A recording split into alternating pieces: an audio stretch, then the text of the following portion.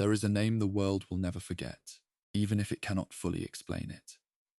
Not a battle name, not a general's name, a word older than the war that made it infamous, older than the aircraft, the ocean, even the empire that weaponized it. The word is kamikaze, and before it ever meant anything that appeared in a military briefing document, before it was painted on the fuselage of a Zero fighter, before a 23-year-old man ever looked at the horizon and understood it was the last horizon he would ever see, it meant something natural, something awe-inspiring, something that arrived without warning and swallowed entire fleets whole. It meant the wind, not just any wind, the divine wind, the kind that bends history. This documentary is not a celebration of death. It is not a tribute to ideology, and it is not a recruitment poster for either side of a long-finished war. What it is, what we intend it to be, is a careful, honest, and deeply human reckoning with one of the most psychologically complex military programs in the entire history of armed conflict. We are going to ask not just what happened, but how it happened, how a modern nation-state in the middle of the 20th century constructed a bureaucratic apparatus designed to send young men to certain death, and how those young men, engineers, students, farm boys, poets, processed that reality in the days and hours before they climbed into a cockpit for the last time. We will not look away from the contradictions. We will not smooth them over with simple answers. If you are watching this late at night, if the room is quiet and the day has finally finished pressing on you, good. This is the right space for this story. Long-form history told without rushing. We have several hours together. Settle in. You don't need to take notes. You don't need to solve anything. Just listen. Let the story breathe around you.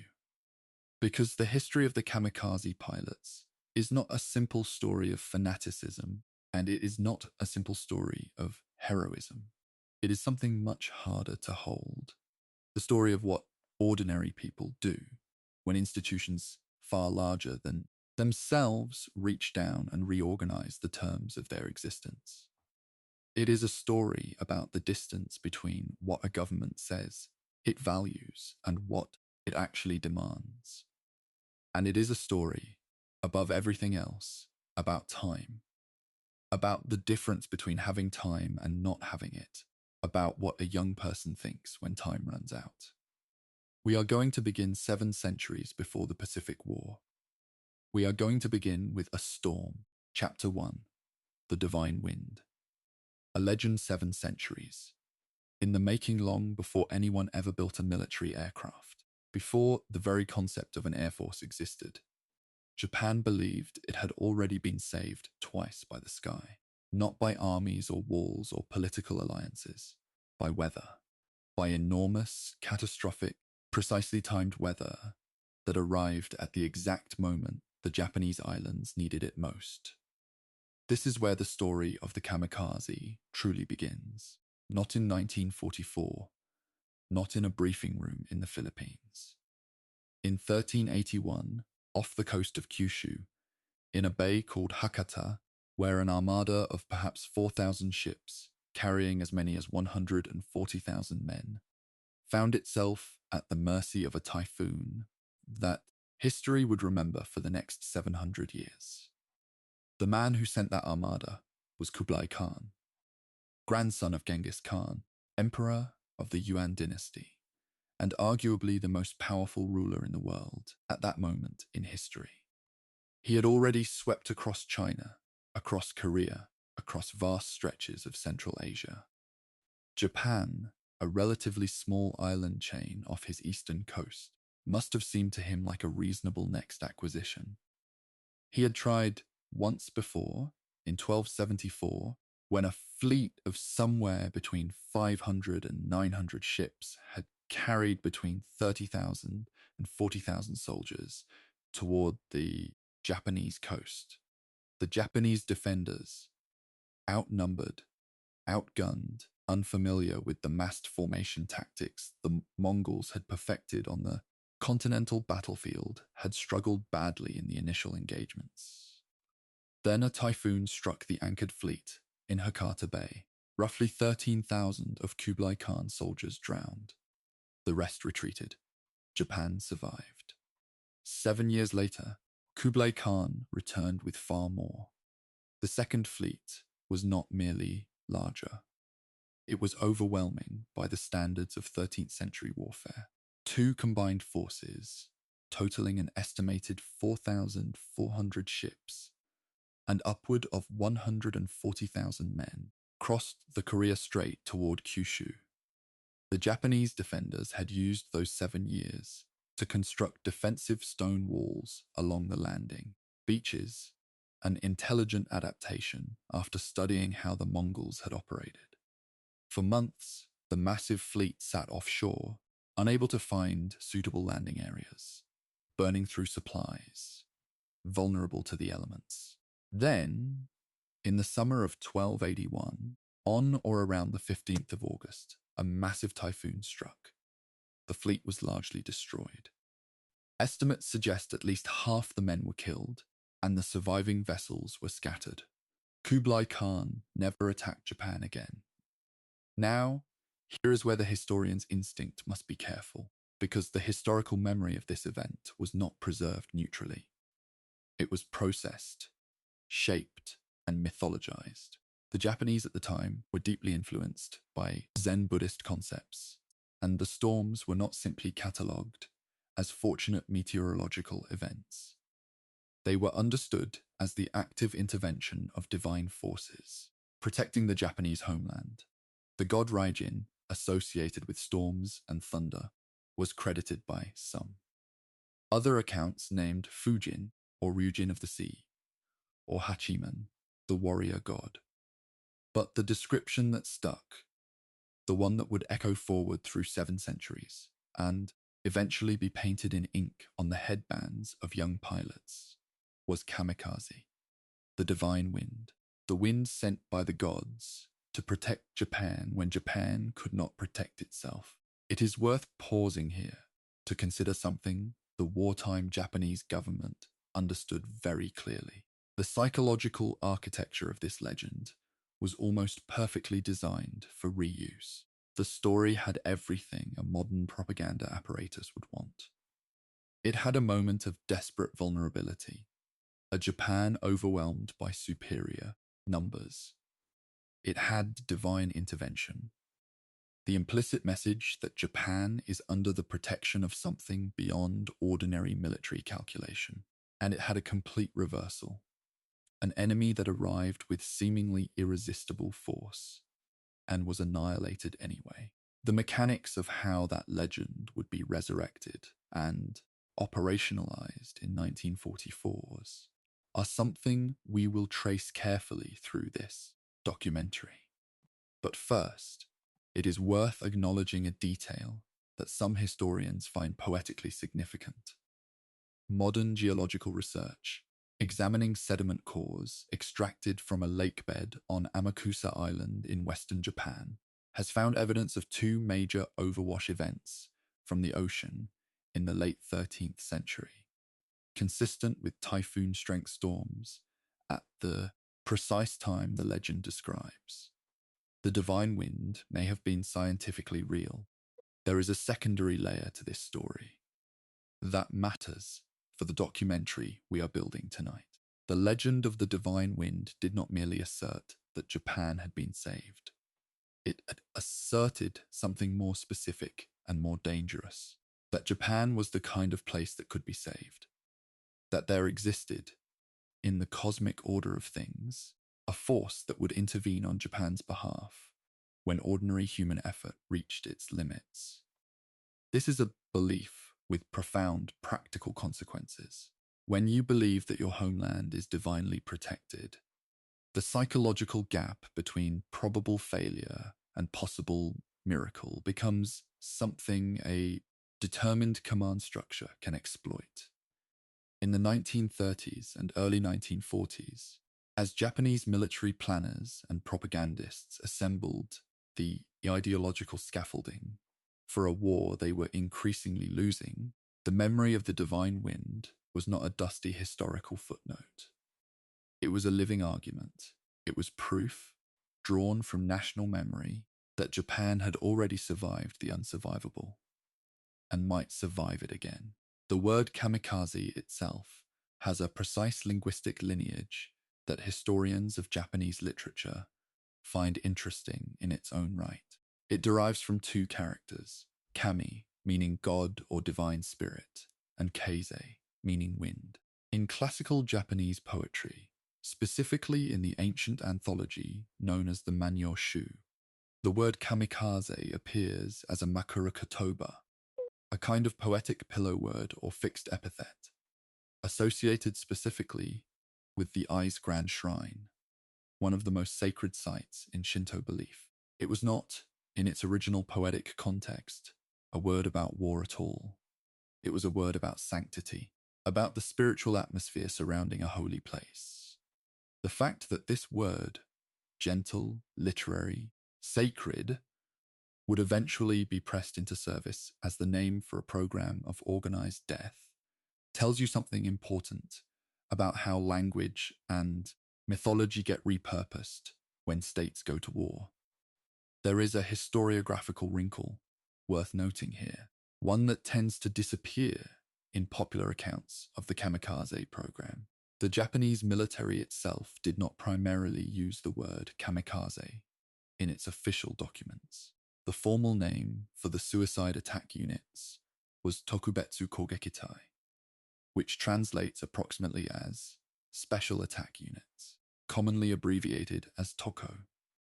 The word kamikaze was used colloquially and by American forces who absorbed it from captured documents and prisoner accounts.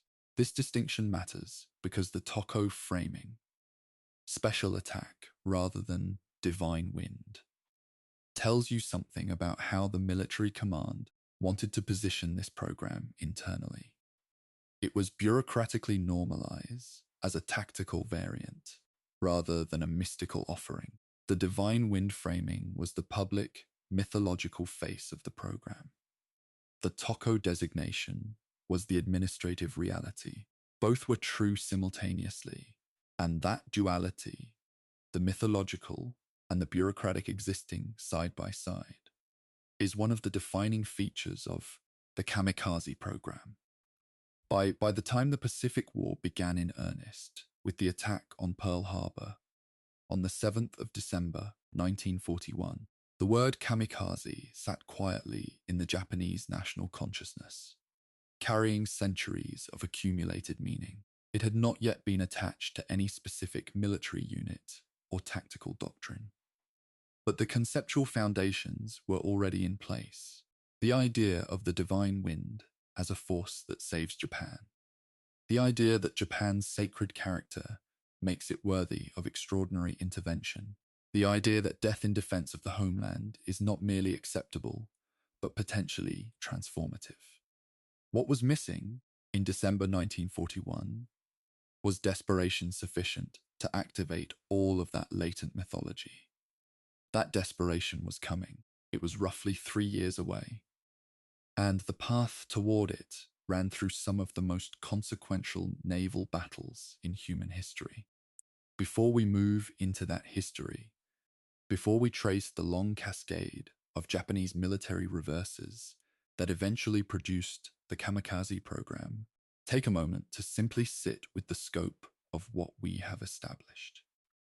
A word that began in a medieval poet's description of a shrine, a word that was then attached to two storms that may or may not have been divinely sent, a word that spent 6.5 centuries accumulating spiritual weight in Japanese culture, and a word that was waiting, patient, potent, already loaded with everything a desperate empire would need, when 1944 arrived. History rarely works in straight lines.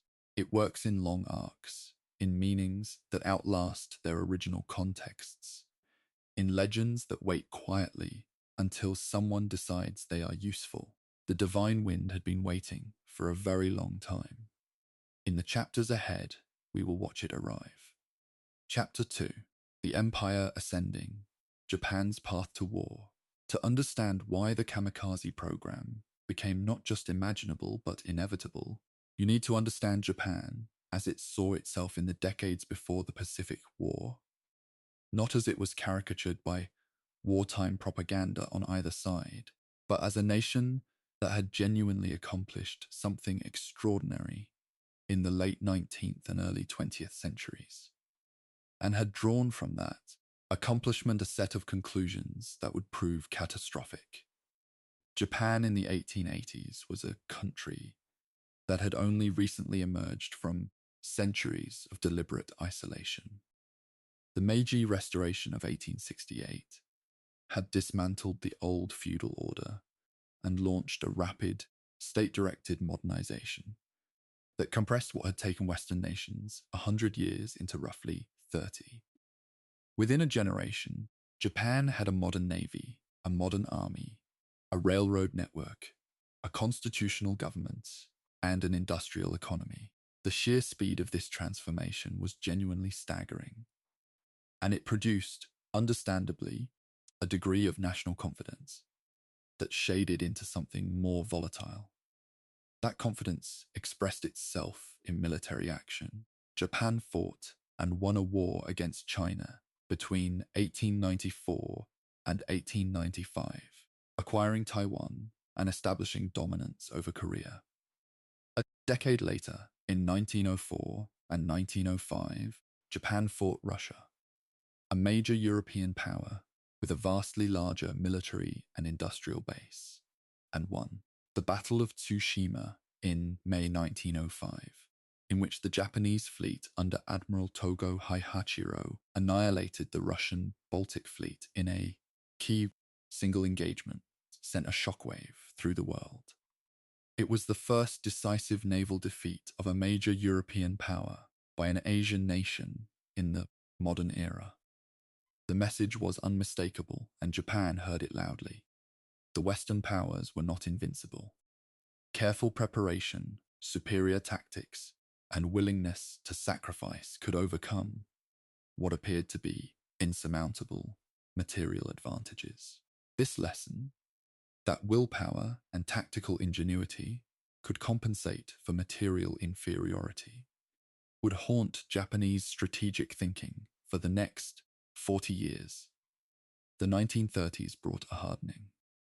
Military officers with expansionist visions gained increasing influence over Japanese politics, sometimes through institutional pressure, sometimes through assassination of moderate political figures who favored caution. The invasion of Manchuria in 1931, carried out by officers acting largely without central authorization, succeeds, and its success rewarded exactly the kind of aggressive unilateralism that would make Japan's strategic planning increasingly reckless.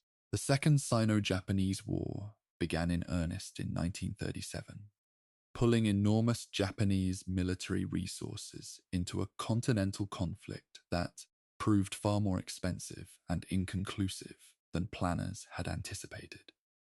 By the time Japan struck Pearl Harbor in December 1941, it was already fighting a grinding war in China that had consumed years of resources and produced no decisive resolution. The attack on Pearl Harbor itself deserves to be examined honestly, because popular memory has sometimes distorted what it actually represented strategically. It was not a reckless gamble born of pure aggression. It was a calculated, preemptive strike rooted in a Japanese strategic assessment that war with the United States was probably coming anyway. Because Japan's southward expansion into Southeast Asia, driven by the need for oil and raw materials to sustain the China War, would inevitably collide with American interests in the region. The American oil embargo imposed in the summer of 1941 had cut off roughly 80% of Japan's petroleum imports. Without oil, the Japanese war machine, the Navy, the Air Force, the vehicles, the ships, would grind to a halt within roughly 2 years. The attack on Pearl Harbor was designed to buy time and operational space, neutralize the American Pacific Fleet, seize the oil fields of the Dutch East Indies, and establish a defensive perimeter so strong that the United States would accept a negotiated peace rather than fight a costly war to roll it back.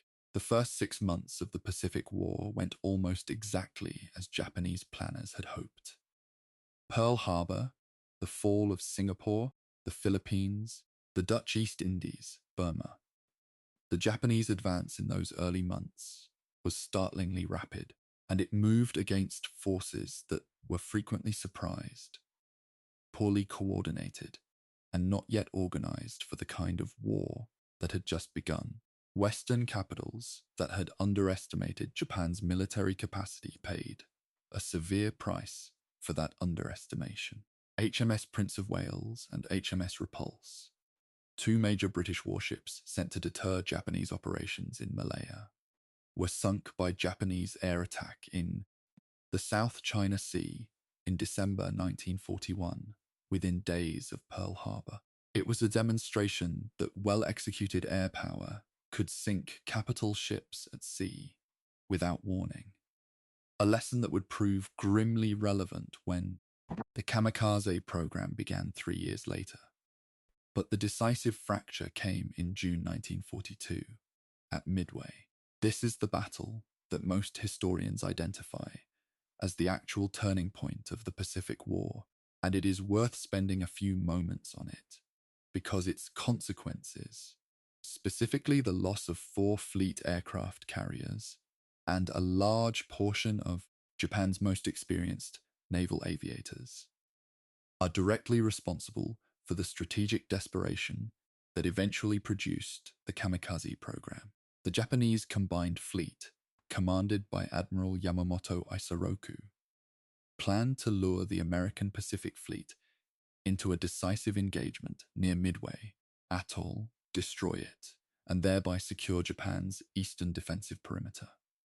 The plan was intricate, involving multiple simultaneous operations across a wide stretch of ocean.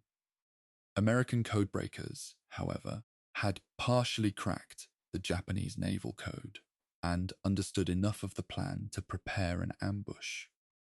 In the battle that followed, over 4 days from the 4th to the 7th of June 1942, the Japanese lost 4 fleet carriers, Akagi, Kaga, Soryu, and Hiryu, along with their aircraft, and crucially, a large number of highly trained, experienced pilots and aircrew. This last point, the pilots, requires emphasis that it rarely receives in popular accounts of Midway. Building a fleet carrier takes years and enormous industrial resources. Training an experienced naval aviator takes even longer. The Japanese Naval Aviation Training System, which had been producing a relatively small number of highly skilled pilots over a long period, had not been scaled up to replace losses on the scale of Midway. American industrial capacity, once fully mobilized, could replace ships and aircraft with a speed that Japan simply could not match. But skilled human beings were the one resource no factory could replace quickly. Japan lost at Midway a generation of experienced aviators who had been the core of its naval air power since before Pearl Harbor. Their replacements would inevitably be younger, less experienced, less capable of the precise, long-range, high-altitude operations that the Navy's tactical doctrine required. This growing gap between the skill level of experienced Japanese aviators and the inexperienced young men who followed them behind is the invisible thread that connects Midway in 1942 to the formation of the first Kamikaze unit in 1944.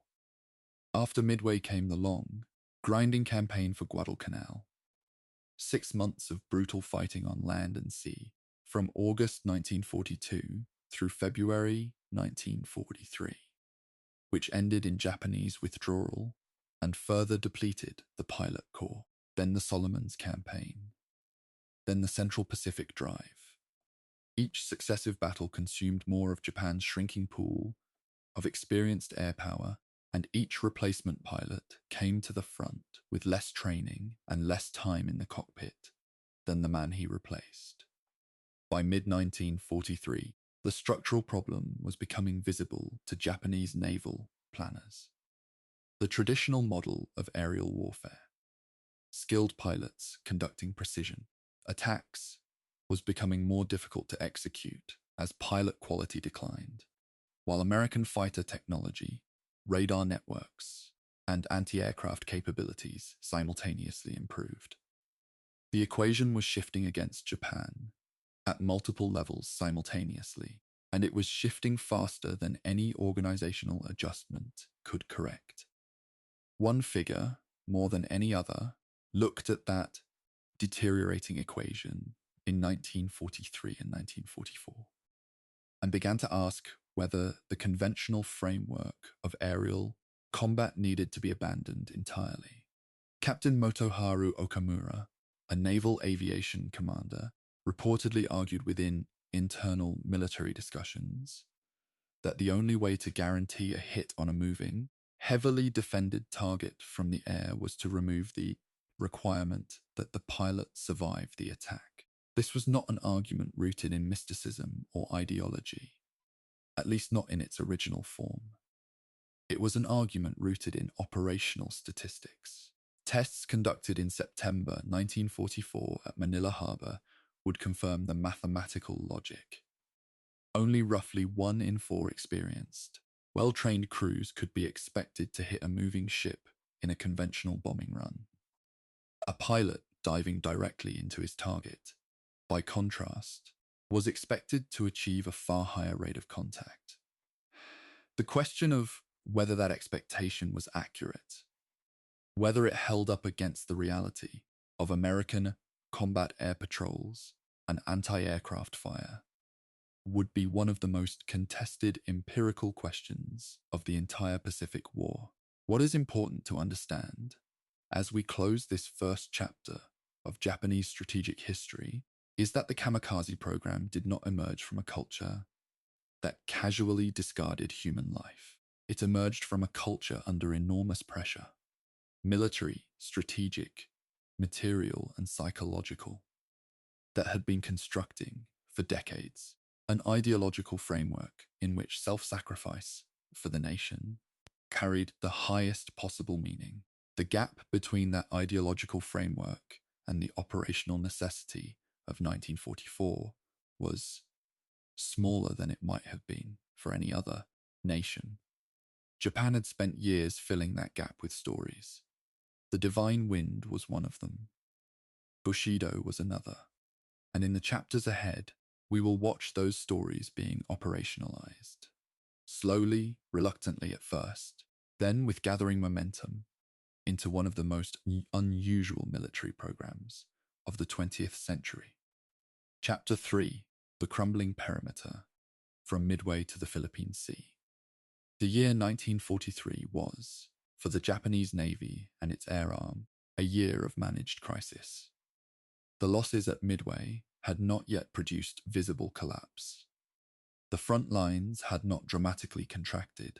The perimeter was still enormous, and there were still enough experienced pilots and sufficient aircraft to mount significant operations. But the underlying arithmetic was deeply unfavorable, and anyone who examined the numbers carefully could see what was coming.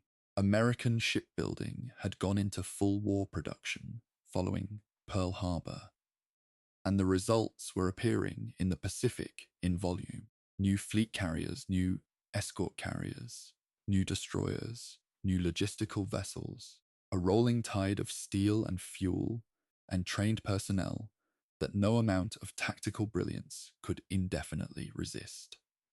Japan's industrial base, smaller by an order of magnitude, and increasingly constrained by submarine warfare against its shipping lanes, could not produce at remotely comparable rates. The question was not whether the American material advantage would eventually tell. The question was how much time Japan had. The campaign for the Solomon Islands and the bloody attrition of the Guadalcanal air battles further hollowed out the Japanese pilot corps in ways that statistics alone cannot fully convey. The pilots who died over Henderson Field and in the waters around the canal were not entry-level aviators. They were, in many cases, men who had been flying operationally since before Pearl Harbor, who had accumulated thousands of hours of cockpit time, who had developed the situational awareness and combat instinct that no training syllabus can substitute for. The men who replaced them came from an accelerated training pipeline that was already struggling to balance quality against the demands of an expanding war. Historian Eric Bergerud, in his extensive analysis of Pacific air combat, has noted that the degradation in Japanese aircrew quality from 1942 onward was steep and, once begun, self-reinforcing. Less experienced pilots suffered higher loss rates, which meant their replacements arrived even more green. It was a spiral with an obvious direction of travel. The Battle of the Bismarck Sea in March 1943 illustrated the growing vulnerability of Japanese supply lines to air power. A convoy of 8 transport ships and 8 destroyers, carrying reinforcements and supplies to Leyte in New Guinea, was intercepted by American and Australian air forces and effectively destroyed. All 8 transports were sunk. The loss of several thousand soldiers and large quantities of ammunition and supplies was serious enough, but the tactical lesson was deeply troubling. Japan could no longer reliably supply or reinforce its forward garrisons in the face of Allied air superiority. As the year progressed, the pattern repeated across multiple theaters. The Japanese were fighting skillfully and bravely at the tactical level, and losing anyway because the operational and strategic balance had shifted against them. It is worth pausing here to examine a historiographical debate that is sometimes glossed over in popular documentaries about this period. There is a question, genuinely contested among scholars, about how clearly Japanese senior leadership, both military and political, understood the actual state of the war in 1943. The system of information flow in Imperial Japan was significantly distorted by the cultural and institutional pressure to report good news upward.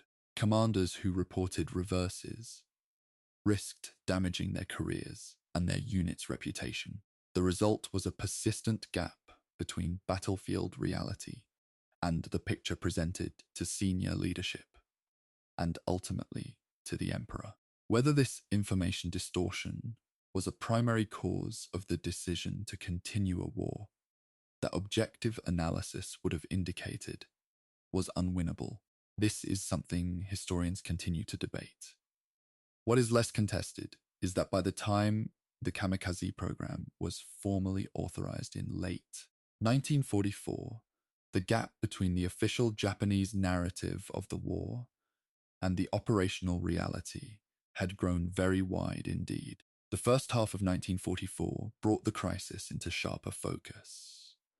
American forces, following a strategy of island hopping, developed by Admiral Chester Nimitz and General Douglas MacArthur, bypassed heavily defended Japanese strongholds and struck at the points in the Japanese defensive perimeter that were both strategically important and relatively vulnerable.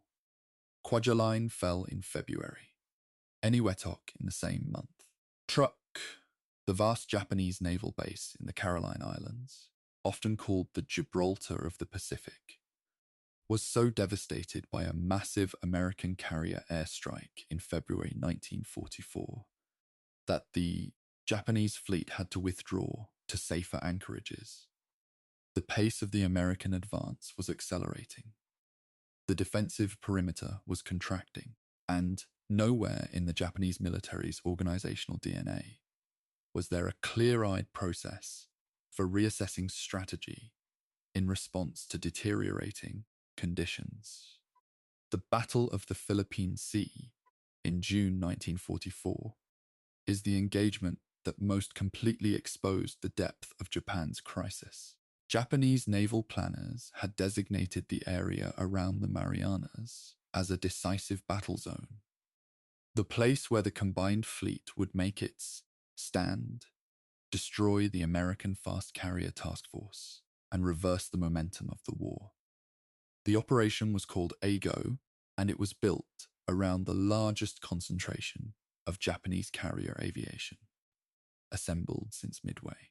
What happened instead became known in American accounts as the Great Marianas Turkey Shoot, a name that is both vivid and painfully revealing. American pilots, flying superior aircraft and guided by radar-controlled flight direction, intercepted successive waves of Japanese attackers. The disparity in pilot quality, which had been growing for 2 years, was now unmistakable in combat results.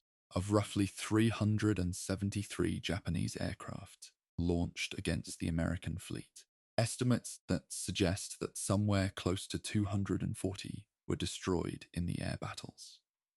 The Americans lost roughly 30 aircraft. In addition, American submarines sank 2 Japanese fleet carriers, Taiho and Shokaku, during the battle. The Japanese lost a 3rd carrier to additional air attacks. The aftermath of the Philippine Sea is where the story of the Kamikaze program takes its direct, proximate turn. In the weeks following the battle, Japanese naval commanders were confronted with a set of operational facts that were very difficult to address within the framework of conventional aerial warfare. Carrier aviation required, at minimum, pilots capable of finding their targets, coordinating with other aircraft, managing combat against defending fighters, and executing precision attacks, bombing runs, torpedo deliveries, against maneuvering ships defended by extremely heavy anti-aircraft fire. The surviving Japanese pilot pool, after the Philippine Sea, was no longer reliably capable of all of these tasks simultaneously. The percentage of sorties that actually produced hits on ships was, by this point, dramatically lower than what operational planning assumed. In September 1944, experimental tests at Manila Harbor were conducted to quantify the problem. The conclusion was that only roughly 1 in 4 experienced crews could be expected to score a hit on a ship in a conventional attack. The implication hung in the air like something unspeakable. One way to guarantee a hit was to remove the requirement to survive it.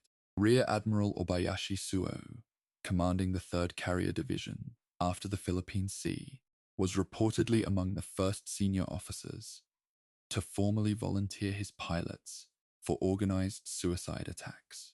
This is a detail that historians sometimes note almost in passing, but it contains something important. The initiative, at this stage, was coming from within the naval command structure rather than being imposed from above. This was not, at its origin, a political decision handed down from the highest levels of government. It was, initially, a set of parallel initiatives emerging from commanders who were looking at operational problems and concluding that ordinary solutions were no longer adequate. The emperor, whose attitude towards such extreme measures was described by contemporaries as ambivalent, was not directly consulted on the initial formation of suicide units. The euphemism Toko, special attack, was adopted in part to manage this ambivalence. You could brief the emperor on special attacks without the full emotional weight of the word suicide, requiring his explicit blessing. Meanwhile, the American advance continued. Saipan fell to American forces in July 1944 after brutal fighting, and its fall was so significant The island was within bombing range of the Japanese home islands for American B-29 superfortresses, that it triggered a political crisis in Tokyo. Prime Minister Tojo Hideki resigned. The new leadership was no more willing to seek a negotiated peace than its predecessor, but the fall of Saipan had made the distance between official optimism and military reality publicly undeniable in a way that Midway, kept from the Japanese public, had not been. The next American objective was the Philippines, specifically a landing at Leyte Gulf in October 1944. The Japanese Naval Command understood that if the Philippines fell, Japan's connection to the oil fields of the Dutch East Indies would be severed, and the war would effectively be lost, regardless of what happened afterward.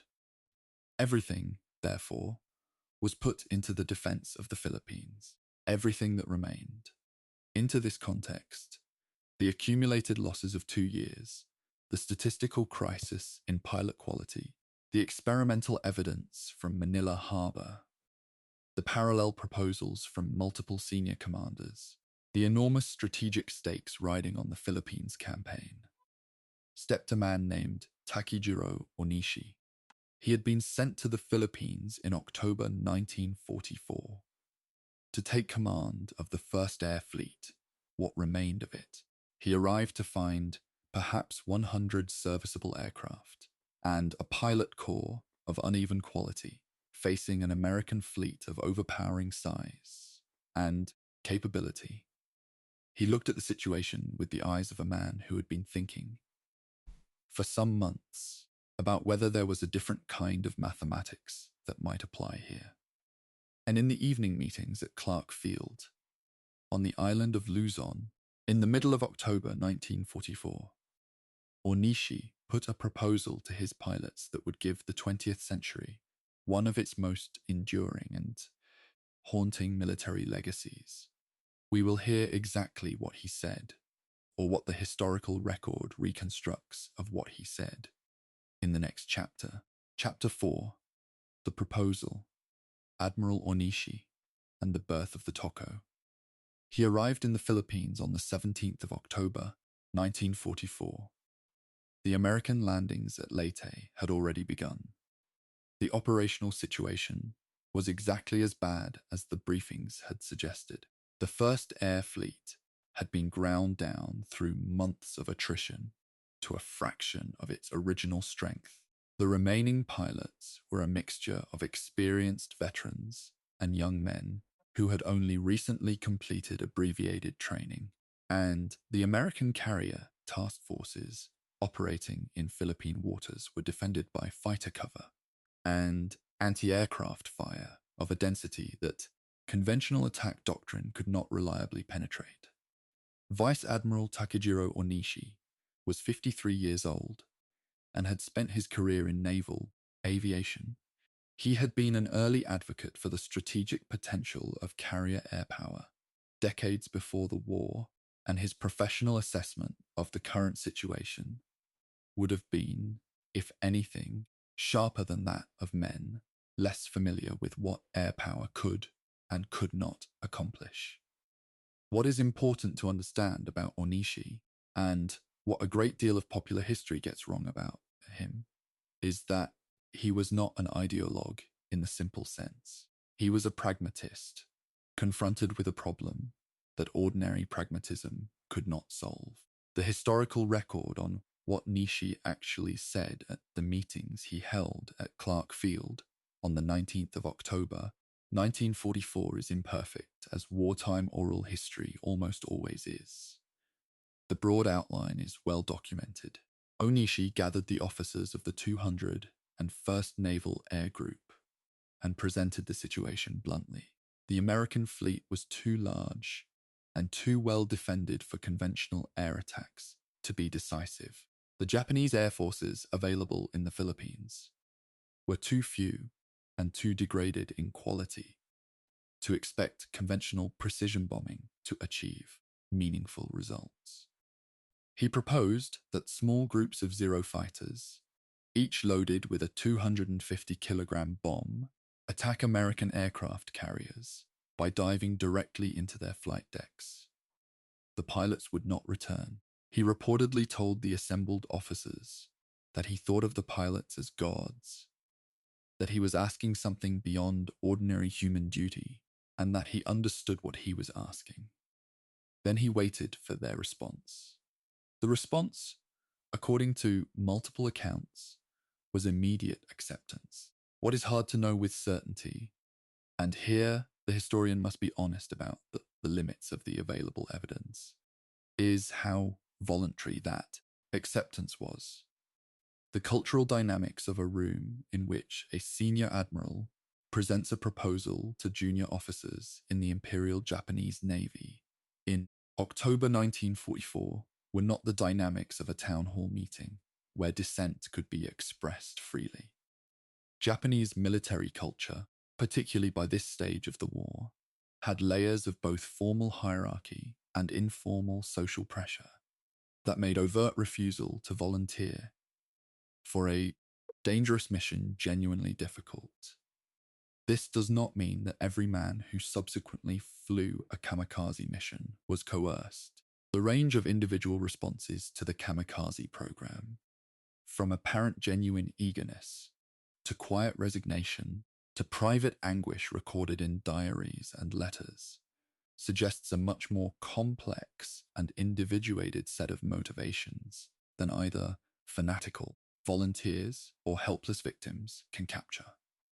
The unit that Onishi formed was given a name drawn from the tradition of classical Japanese poetry, a name that would become the most recognizable designation associated with the entire kamikaze program. The name was the Shikishima Squadron.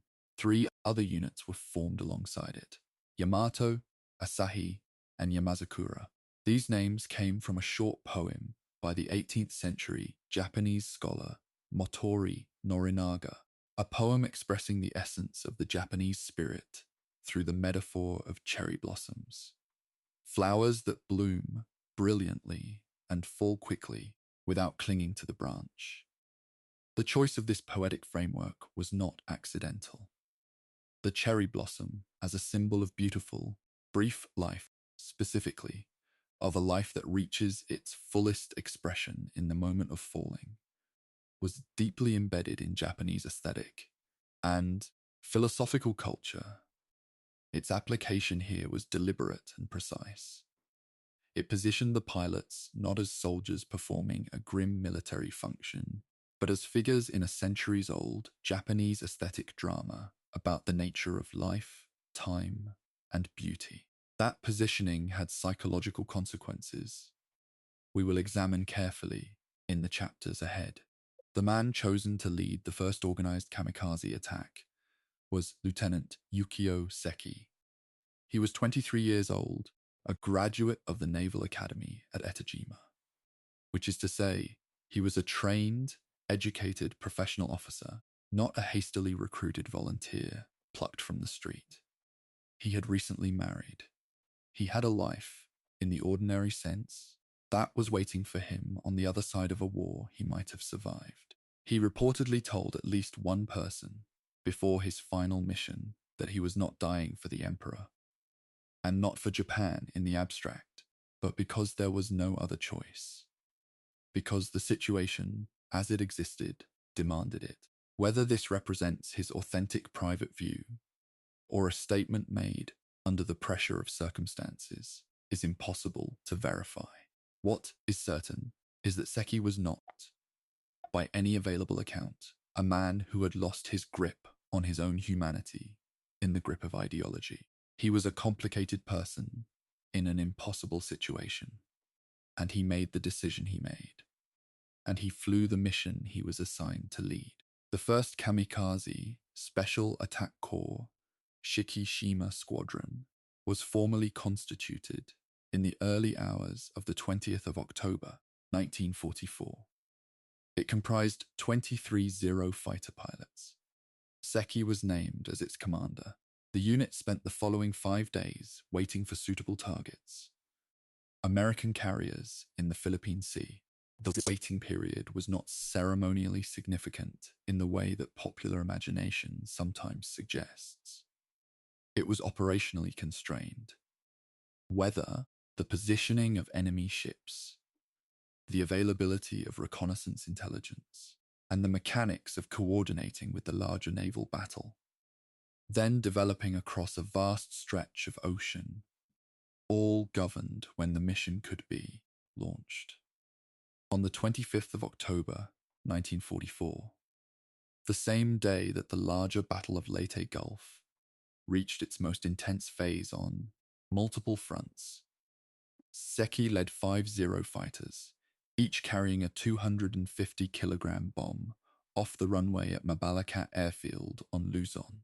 What happened next is, in the documentary record, one of the most precisely described moments in the entire history of the Pacific War from the American side. The target was the escort carrier group known as Taffy 1, operating in Philippine waters southeast of Leyte. At roughly 10:51 in the morning, a Zero fighter dove into USS St. Lo, a small escort carrier, striking the flight deck and causing secondary explosions that sank the ship. It was the first time in the war that an American vessel had been sunk by a deliberate, organized suicide attack. Additional aircraft from the same group struck and damaged 4 other carriers: USS Santee, USS Suwannee, USS Kalinin Bay, and USS White Plains. The Americans were, by every account, caught off balance. The attacking aircraft had come in low, some of them using cloud cover, and had executed their dives with a precision that conventional attackers rarely achieved. Anti-aircraft fire, deadly effective against aircraft attempting to maneuver and withdraw, was less effective against an aircraft that was not attempting to maneuver and not attempting to withdraw. Onishi, receiving the reports of what the Shikishima squadron had accomplished, is said to have wept.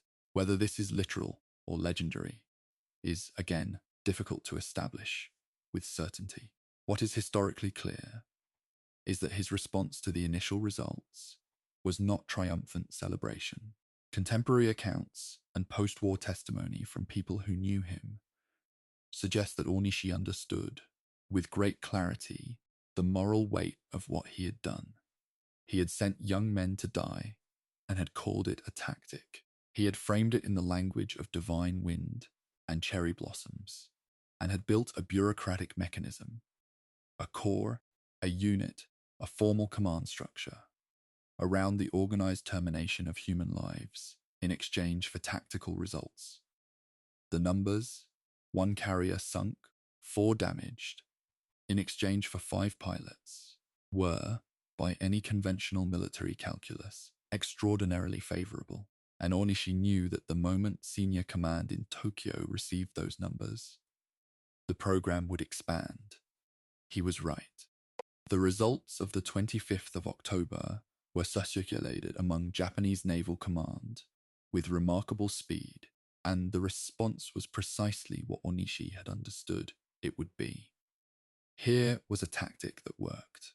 Here was a way to transform Japan's growing deficit in pilot skill into a tactical asset, because a pilot who only needed to hit a target once, who did not need to survive, did not need the years of training that a conventional combat aviator required. The implications were immediately apparent to senior planners. The Toko program, which had begun as a localized initiative by a single air fleet commander with roughly 100 aircraft at his disposal, was about to become national policy.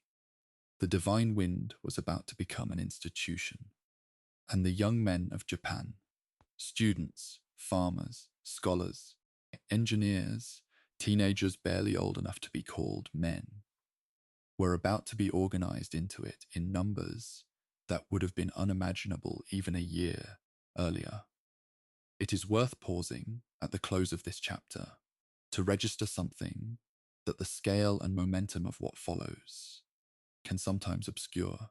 On the 20th of October, 1944, There were 23 named individual human beings who constituted the first kamikaze unit. They had families. They had, in many cases, diaries or letters they had written and would write, or small personal objects carried in pockets or sewn into flight suits. The bureaucratic expansion that follows, the creation of training programs and classification systems and target priority lists, the enrollment of thousands of additional young men, can make the program seem abstract and statistical. It was never abstract to the people inside it. In the chapters that follow, we will keep returning to the human scale of this history, even as we trace its organizational and strategic dimensions. That balance between the institutional and the personal, between the statistical and the individual, is what distinguishes history from accounting. Chapter 5. The Young Men Who Flew and Why. Of all the questions this documentary will ask, the one that resists the easiest answers is also the most important. Who were these pilots, and what did they actually believe? Popular imagination has tended to sort them into one of two categories: fanatical true, believers who genuinely wanted to die for their emperor, or helpless conscripts who were coerced into missions they had no means to refuse. Both of these images contain elements of truth. Neither of them is anywhere near sufficient to describe the actual range of human experience, documented in the letters, diaries, and post-war testimonies associated with the kamikaze program. What the surviving documentation reveals is something far more complicated and, in some ways, far more difficult to sit with. A large group of young men who held a genuinely wide range of private views, from sincere ideological conviction to private despair to philosophical resignation to quiet, practical love for specific people, and who, across all of that variation, found themselves inside a system from which exit was effectively unavailable. The demographic profile of kamikaze pilots changed significantly over the life of the program. The earliest volunteers, the men of the Shikishima and Yamato and Asahi and Yamazakura squadrons who formed in October 1944, included a higher proportion of experienced, trained naval aviators who in some cases had been flying operationally for years. As the program expanded rapidly through the autumn of 1944 and into 1945, the age and experience profile shifted downward and younger. By early 1945, many of the men entering the Toko units were in their late teens, some still technically in flight school when the program absorbed them.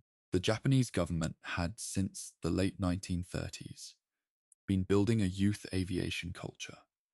Flying clubs, model airplane competitions, a network of youth aviation schools that had created a generation of young men for whom aircraft carried enormous romantic and patriotic weight. The program did not need to build enthusiasm for aviation from scratch. It merely needed to redirect an existing enthusiasm toward a one-way trajectory. The selection process for kamikaze units raises one of the program's most uncomfortable historical questions.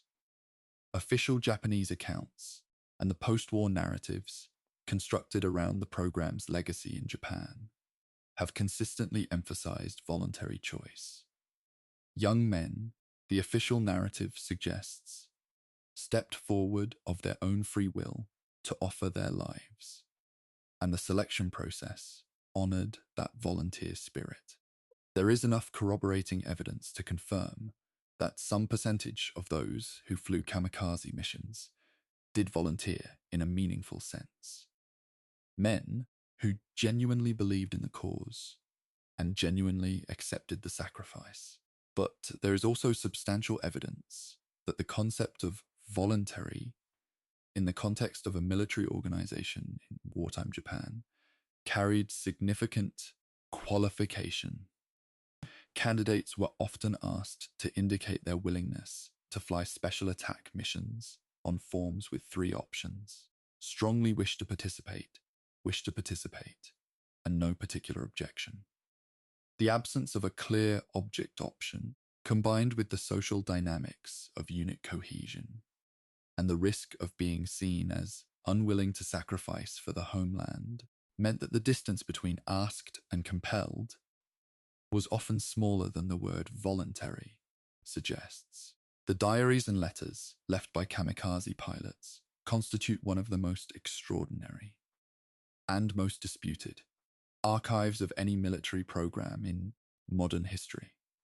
Some of these documents were collected and preserved by the Chiron Peace Museum in Kagoshima Prefecture, near one of the main kamikaze bases, and by the Yasukuni Shrine in Tokyo.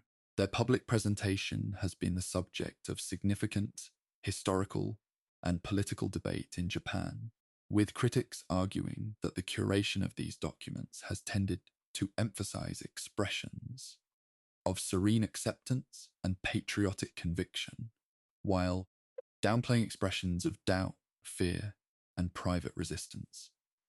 This is not a minor point. The picture of the kamikaze pilot that Japan has officially maintained for decades, the calm, certain, beautiful young man accepting death for his country, is a picture partly constructed from selective emphasis on available sources.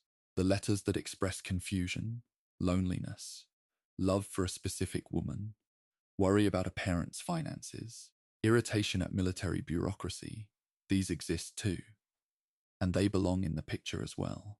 One particular account that appears in multiple secondary sources and wartime testimonies, though its precise attribution varies across different documents, describes a pilot training exercise in which candidates practiced their final dives toward a large oval painted on an airstrip, repeating the maneuver from specific altitudes, learning to hold the aircraft on course through the moment of approach. The survivor who described this exercise identified it as the most psychologically difficult element of the entire training process, not because of physical difficulty, but because of what it required the mind to accept. You were practicing with your body and your hands and your eyes the act of not pulling out. You were rehearsing a future that had only one end. The physical repetition was, in some sense, an attempt to make the unthinkable ordinary, to transform a conscious, deliberate act of self-termination into a trained reflex that would function in the chaos of combat. Whether this worked, whether the training actually did normalize the psychological reality for the men who went through it, is something no one can answer from the outside. The educational background of kamikaze pilots is a detail that receives less attention than it deserves. As the program expanded into 1945, and the military drew increasingly on university student reserves, a significant proportion of the men entering TOCO units had university educations in law, literature, engineering, philosophy. These were not, in the main, men who had been raised from childhood solely on military ideology without exposure to other frameworks for thinking about the world.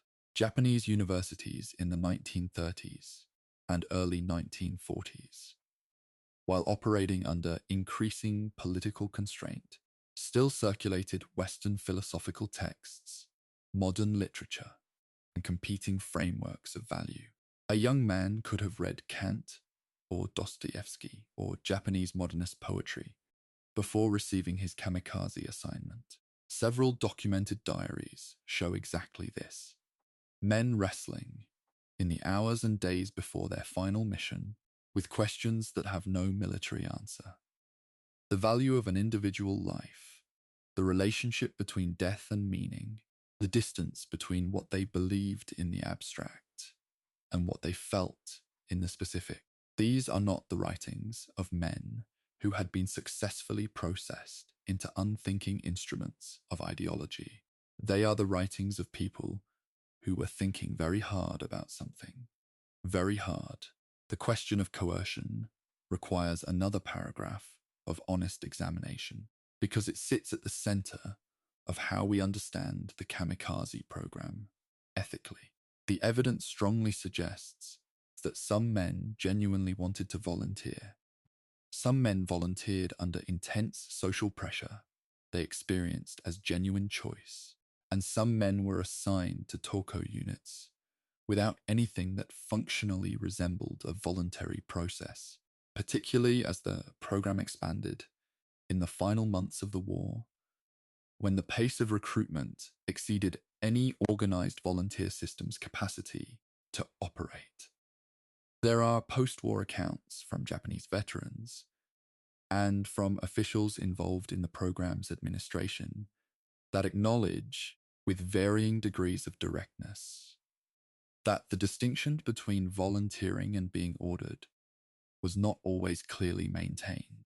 The official narrative of universal voluntarism was partly a construction, useful to the wartime propaganda apparatus, which could not have the program associated with coercion, and useful afterward to the institutions that sought to preserve the program's legacy as one of sacrifice rather than compulsion.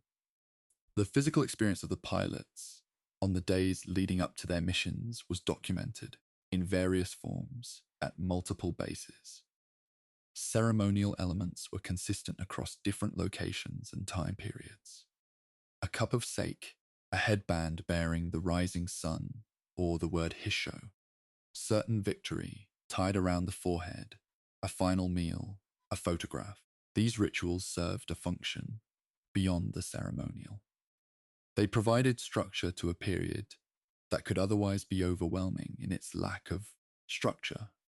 The gap between knowing you are going to die and the moment when you actually begin the approach to death. They gave the men something to do with their bodies and their faces. They gave the observers, the ground crews, the officers, the other pilots who were not flying that day, something to witness and participate in that was formal and bounded. Ceremony, in circumstances of extreme psychological weight, is a way of managing what cannot be managed.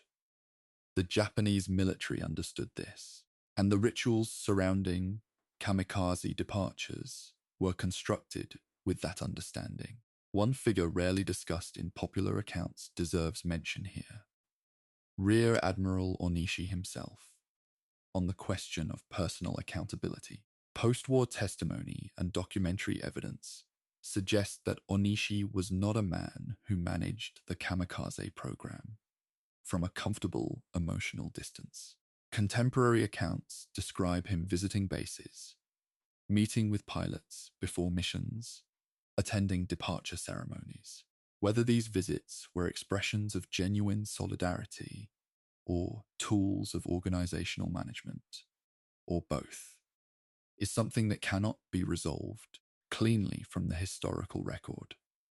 What is clear is that Onishi, who died by his own hand on the 16th of August, 1945, the day after Japan's surrender, left behind a written statement expressing remorse for the deaths he had ordered and asking forgiveness of the pilots and their families. He chose to die slowly, refusing medical assistance, in what was understood as an act of atonement. Whether that atonement was proportionate, whether it addressed the moral weight of what the program had done. These are questions that history poses without answering. The young men who flew kamikaze missions were not a type. They were a population with individual variation as wide as any other population. Different degrees of belief, different relationships with fear, different levels of conscious reflection on what they were doing and why. What they shared was a structural position. They had been placed by a combination of institutional pressure, cultural conditioning, wartime mobilization, and individual circumstance, in a situation where self-determination was framed as the most meaningful action available to them. Some accepted that framing fully and found something in it that sustained them. Some accepted it partially and lived with private contradiction. Some, almost certainly, did not accept it at all and flew anyway because the alternative, refusal in the context of a wartime military facing an existential threat, was effectively unimaginable. All of them were human beings. All of them deserved to be held in their full complexity, not flattened into symbols for anyone's preferred narrative about the war. Chapter 6. The Machinery of Sacrifice. How the program expanded. The results of the 25th of October, 1944, traveled up the Japanese command structure with unusual speed. In the normal flow of wartime information, with its delays, distortions, and institutional filtering, tactical results at the unit level might take weeks to influence strategic planning. But the sinking of USS St. Lo and the damage to 4 additional carriers were not the kind of results that could be quietly filed away. They represented a tactical breakthrough in the most direct sense.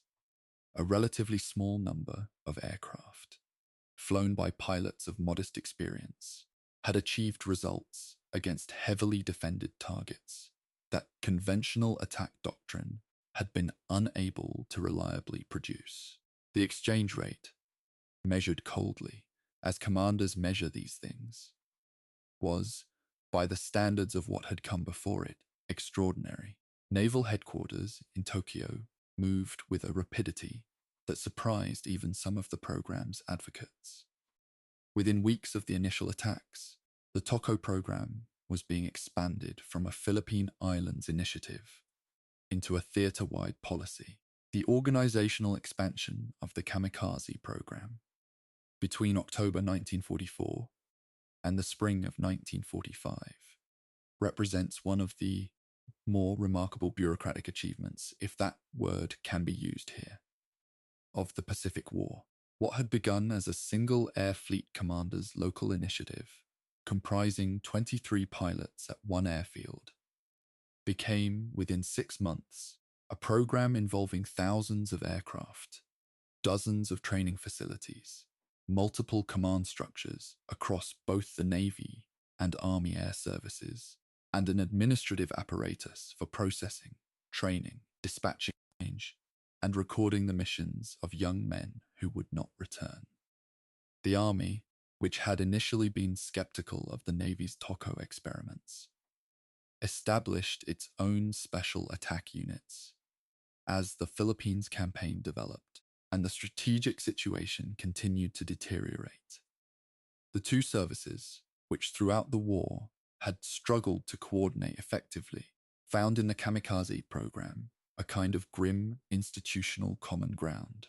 The aircraft used in kamikaze missions are a subject that repays careful examination because the popular image of the kamikaze, a specially designed rocket plane piloted by a fanatical warrior, does not match the statistical reality of what most missions actually involved. The majority of kamikaze sorties were flown in standard service aircraft. Zero fighters, Aichi D-3A dive bombers, Yokosuka D-4Y Suisei bombers, and various other types that had been modified at most by the addition of bomb loads and, in many cases, the removal of equipment deemed unnecessary for a one-way mission. The most famous of the purpose-built kamikaze aircraft was the Yokosuka MXY-7 Oka, a wooden, rocket-powered glider designed to be carried beneath a medium bomber and released within glide range of its target. The Oka was the only jet-propelled suicide aircraft used in the war, and while it represented genuine ingenuity in its engineering conception, small, fast, carrying an enormous charge, it faced severe practical limitations. The mother aircraft carrying it was slow and vulnerable to American fighters, and the Oka was functionally unguided once released, dependent entirely on the pilot's aim during its terminal dive. The training pipeline for kamikaze pilots had, by early 1945, been stripped to its functional minimum. In the established Japanese naval aviation training system, developing a competent fleet aviator had taken years. Extensive ground school, graduated flight training, operational familiarization before frontline assignment. The Toko training system, by contrast, needed to produce something far more limited: a pilot who could take off, navigate to a general target area, and execute a diving attack. Some accounts describe pilots who had accumulated fewer than 100 hours of total flight time before their assignment to a Toko unit. By 1944 and 1945, training was being conducted in some locations using wooden mock-up aircraft with substitute controls because the fuel shortage had become so severe that actual flight time was rationed to direct operational necessity. The image of the barely trained young pilot struggling to control his aircraft in the final seconds of a mission. One of the reasons that the hit rate for kamikaze attacks was lower than the theoretical expectations assumed reflects the reality that the training system was producing men who were psychologically prepared for their mission in a way that they were not always operationally prepared for it. The geography of the kamikaze program's operational expansion followed the geography of American advances.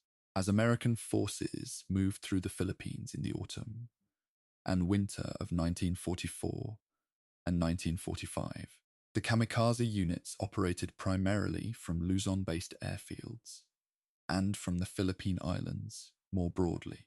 As the Americans prepared for the invasion of Okinawa in the spring of 1945, operational planning shifted. The Toko focus northward, and the airfields of southern Kyushu, particularly in Kagoshima Prefecture, became the primary staging areas.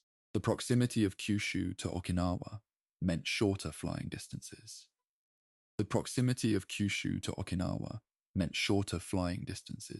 Which in turn meant aircraft could carry heavier bomb loads, and that pilots with limited fuel management training were less likely to exhaust their fuel before reaching the target area. The logistics of the expanded program required a substantial ground infrastructure, maintenance crews to prepare aircraft, ordnance teams to attach and arm bombs, administrative personnel to process assignments and maintain records, medical officers and chaplains whose role in the departure ceremonies was both pastoral and organizational. The bases from which kamikaze missions were launched were, in this sense, functional military installations running a recognizable institutional routine, with the singular difference that a standard part of that routine was the formal dispatch of human beings to certain death, managed with the calm efficiency of a well-run operation. The fuel crisis of late 1944 and early 1945 shaped the program in ways that are not always appreciated. By the autumn of 1944, Japan's access to aviation fuel had been severely degraded by the American submarine campaign against tanker shipping. Stockpiles were being rationed across all services, and aviation fuel for conventional training and operational missions was being cut back sharply. The kamikaze program, in a grimly practical sense, fit well within this constraint. A one-way mission required only enough fuel to reach the target, eliminating the return leg entirely. Some Japanese military planning documents from this period, as referenced in post-war analyses by historians of Japanese logistics, indicate that the fuel economy of kamikaze operations was not an incidental advantage, but was explicitly noted as a factor in the program's operational attractiveness. The resource mathematics of the situation kept driving the same direction: less training, less fuel, less pilot experience. All could be compensated for, at least theoretically, by removing the requirement to survive. The organizational challenge of managing pilots' psychological states during the waiting period between assignment to a TOCO unit and the actual execution of the mission was something that the Japanese military handled with varying degrees of institutional attention at different bases and at different times. Some bases maintained a structured daily routine, physical training, meals, assigned duties to occupy the hours and prevent the kind of extended, unstructured reflection that could produce paralysis or despair. Other accounts suggest that the waiting period, sometimes measured in days and sometimes in weeks, depending on weather and target availability, was experienced by the pilots with minimal institutional management beyond the departure ceremonies themselves.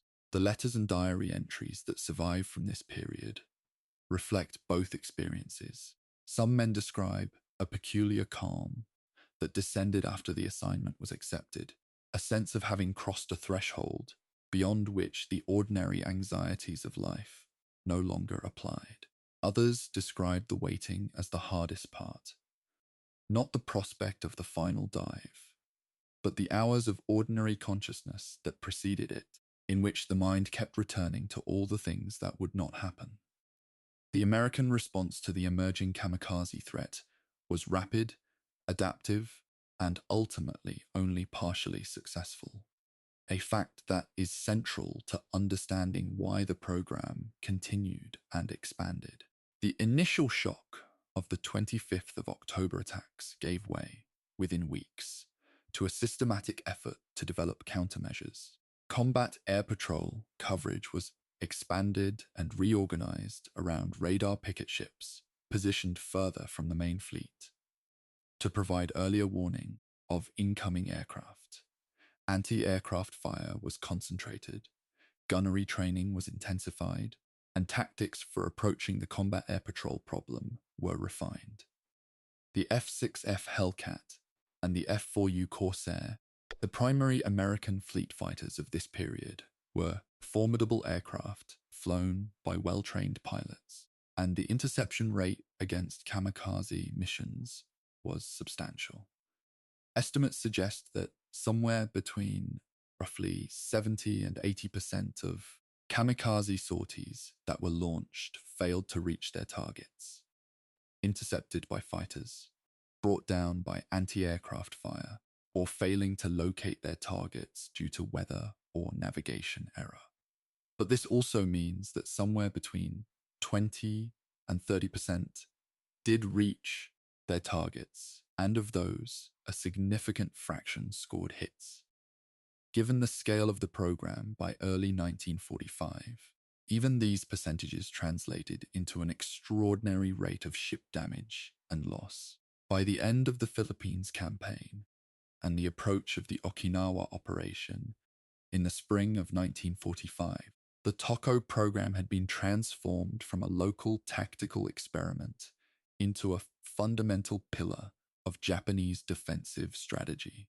Senior military planners were, by this point, explicitly building their defensive calculations around kamikaze's capabilities, estimating how many American ships could be damaged or sunk per number of TOCO sorties, calculating how many American casualties would be required to produce a negotiated settlement, working backward from those casualty estimates to the number of aircraft and pilots that needed to be preserved for what would be called Ketsugo, the decisive battle for the Japanese home islands.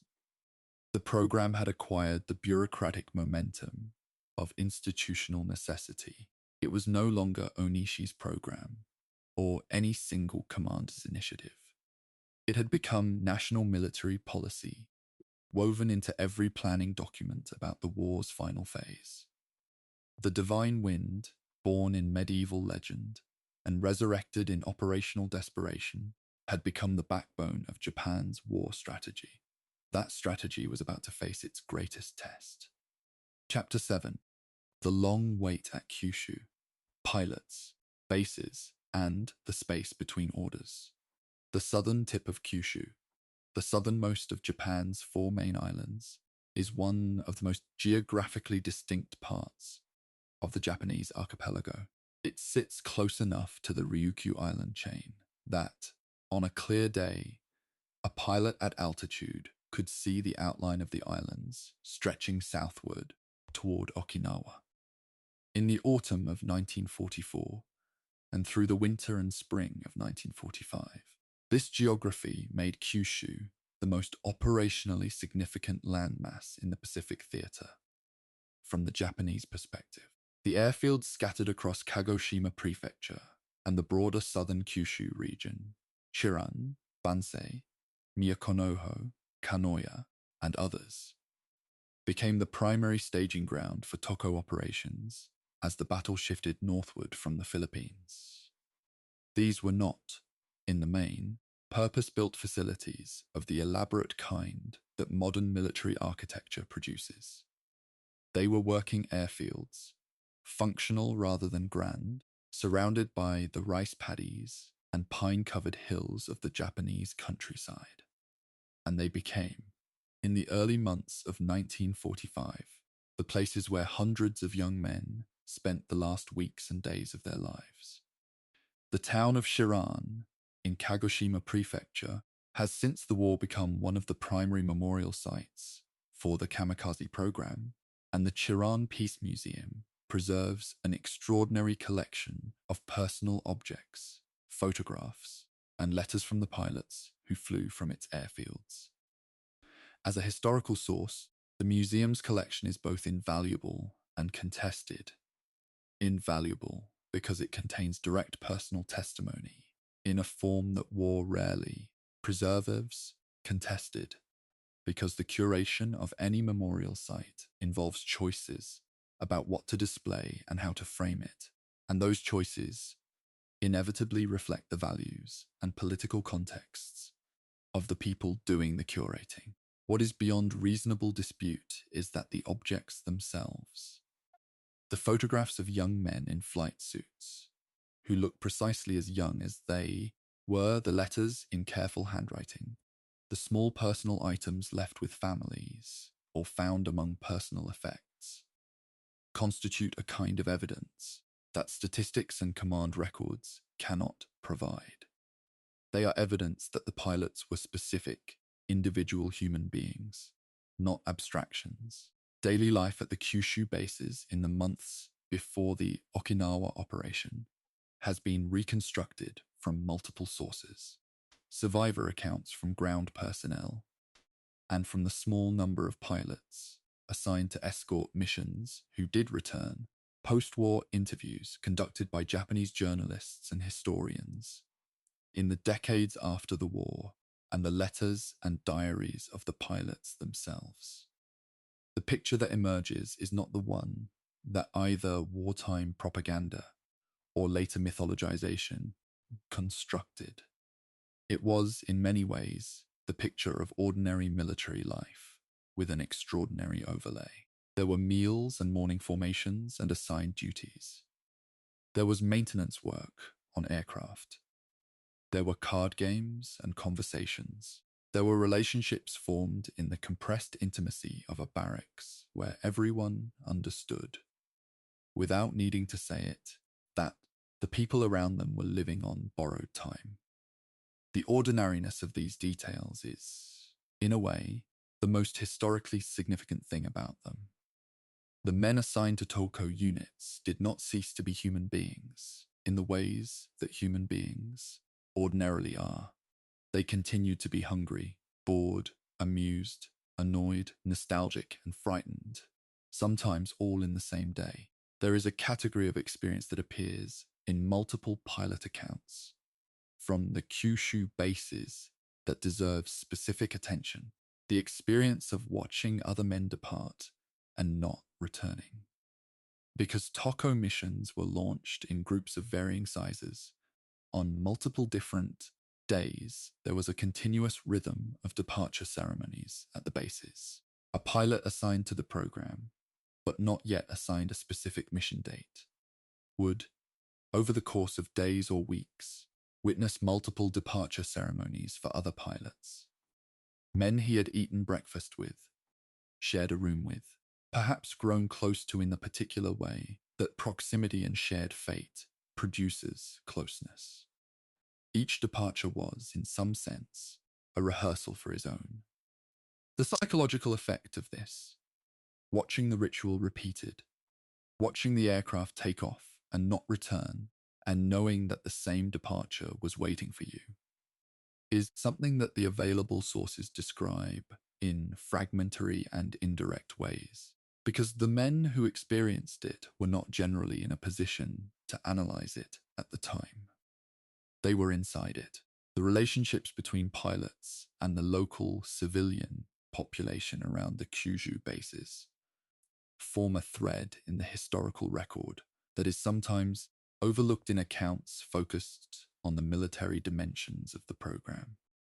Young women from the local area, particularly students at Shiran Women's High School, were brought to the bases to serve meals and assist at departure ceremonies, an arrangement organized by local authorities that was presented as a form of civic honor, but which exposed teenagers to experiences of considerable emotional weight.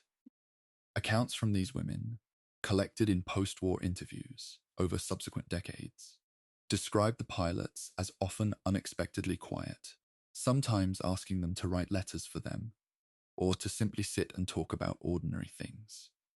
Hometowns, food, whether they liked certain songs. The pilots, in these accounts, are not the steely ideologues of propaganda, but young men who wanted, in their last days, the ordinary human comfort of conversation with someone who was not part of the military apparatus.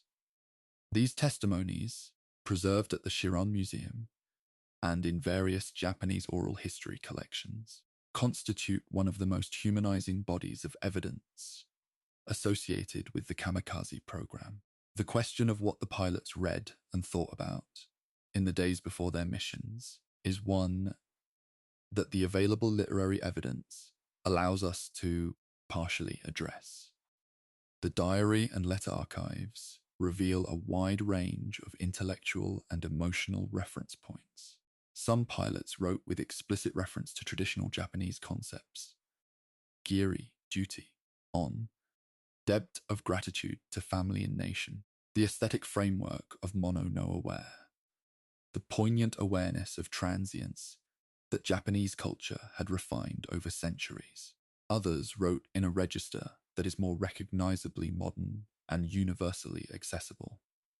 They wrote about missing their mothers, about not having accomplished the things they had hoped to accomplish, about the unfairness of a world in which you could be 20 years old and already at your final destination.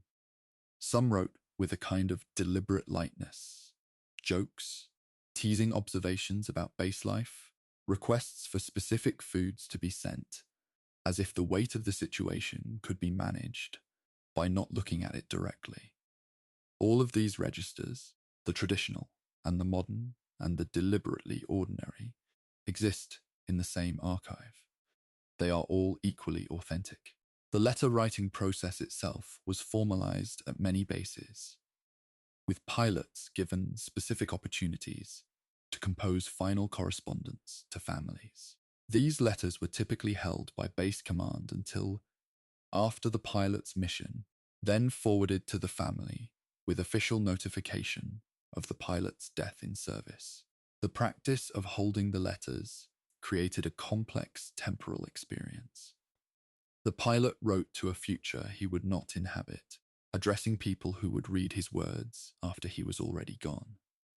Some pilots were acutely aware of this temporal displacement and wrote with it explicitly in mind, framing their words as a message from the past, asking their parents or siblings to live well in a future. The writer was choosing to exit. Others wrote as if the gap were smaller than it was, as if the letter were merely a brief delay before reunion rather than the final transmission. Reading these letters today, the ones that have been made publicly available, requires a particular kind of attention. They are not just personal documents. They are evidence of how human consciousness negotiates with its own termination, and that evidence is rare and irreplaceable. The commanders and administrative officers at the Kyushu bases occupied a position of particular moral complexity that has received less historical examination than the pilots themselves. These were men who organized the departure ceremonies, who reviewed and forwarded the final letters, who filed the operational reports after missions did not return, and who continued to recruit, train, and dispatch young men week after week. Some of these officers left post-war testimony expressing deep internal conflict about what they had participated in. Others maintained, through the end of their lives, that the program had been a military necessity executed with honor. The range of these post-war positions mirrors, in a more reflective register, the range of positions pilots themselves occupied in real time, from genuine conviction to managed doubt to private anguish. The moral psychology of institutions that require their members to participate in organized killing is always complex, and the TOCO program offers an unusually well-documented case study. The aircraft maintenance crews and ground personnel who prepared the aircraft for final missions constitute another human dimension of the program that the historical record only partially illuminates. These were, in many cases, young men themselves, mechanics and ordnance handlers, and fuel crews who were not pilots and were not assigned to TOCO missions, who would survive the war if they survived the airfield bombings, and who spent the war preparing aircraft for men they knew would not bring those aircraft back. Some accounts describe maintenance crews taking particular care with the preparation of TOCO aircraft, cleaning cockpits, double-checking controls, ensuring everything was in perfect working order with an attention that went beyond professional standard. Others describe the preparation as simply part of the day's work, processed through the same functional efficiency that keeps military operations running. Both responses, the heightened ceremony and the normalized routine, are psychologically plausible responses to an impossible situation, and both are documented. By the time the American fleet began assembling for the invasion of Okinawa in the late winter and early spring of 1945, the Japanese military had organized the TOCO program into something unprecedented in the history of air warfare. There were coordinated command structures, standardized procedures, established training curricula, a network of dispersed airfields designed to survive American bombing, and carefully maintained aircraft reserves held back specifically for the expected final battle. The number of aircraft and pilots committed to TOCO operations in this period ran into the thousands. What had begun 6 months earlier, with 23 pilots and 5 aircraft, had become an institution with the full weight of a dying empire behind it. Whether that institutional weight produced the military results its architects intended, whether the sacrifice of so many young lives achieved the strategic objectives that Onishi and the others had claimed it would, is a question that the Battle of Okinawa would answer with painful precision. That battle and the human experience inside it is where we turn next. Chapter 8, Operation Kikusui, the Kamikaze at Okinawa. The island of Okinawa sits roughly 550 kilometers southwest of the Japanese home island of Kyushu and roughly 340 kilometers north of Taiwan.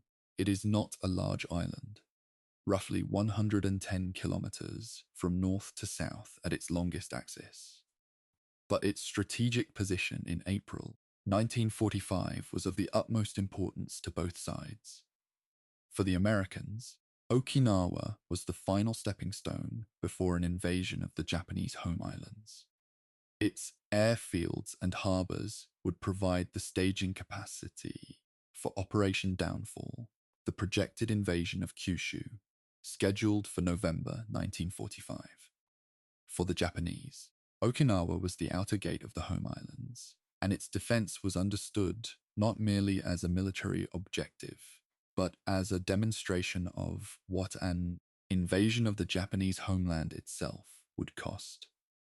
Both sides understood that the battle for Okinawa would be, by any measure, extraordinary. Both sides were right.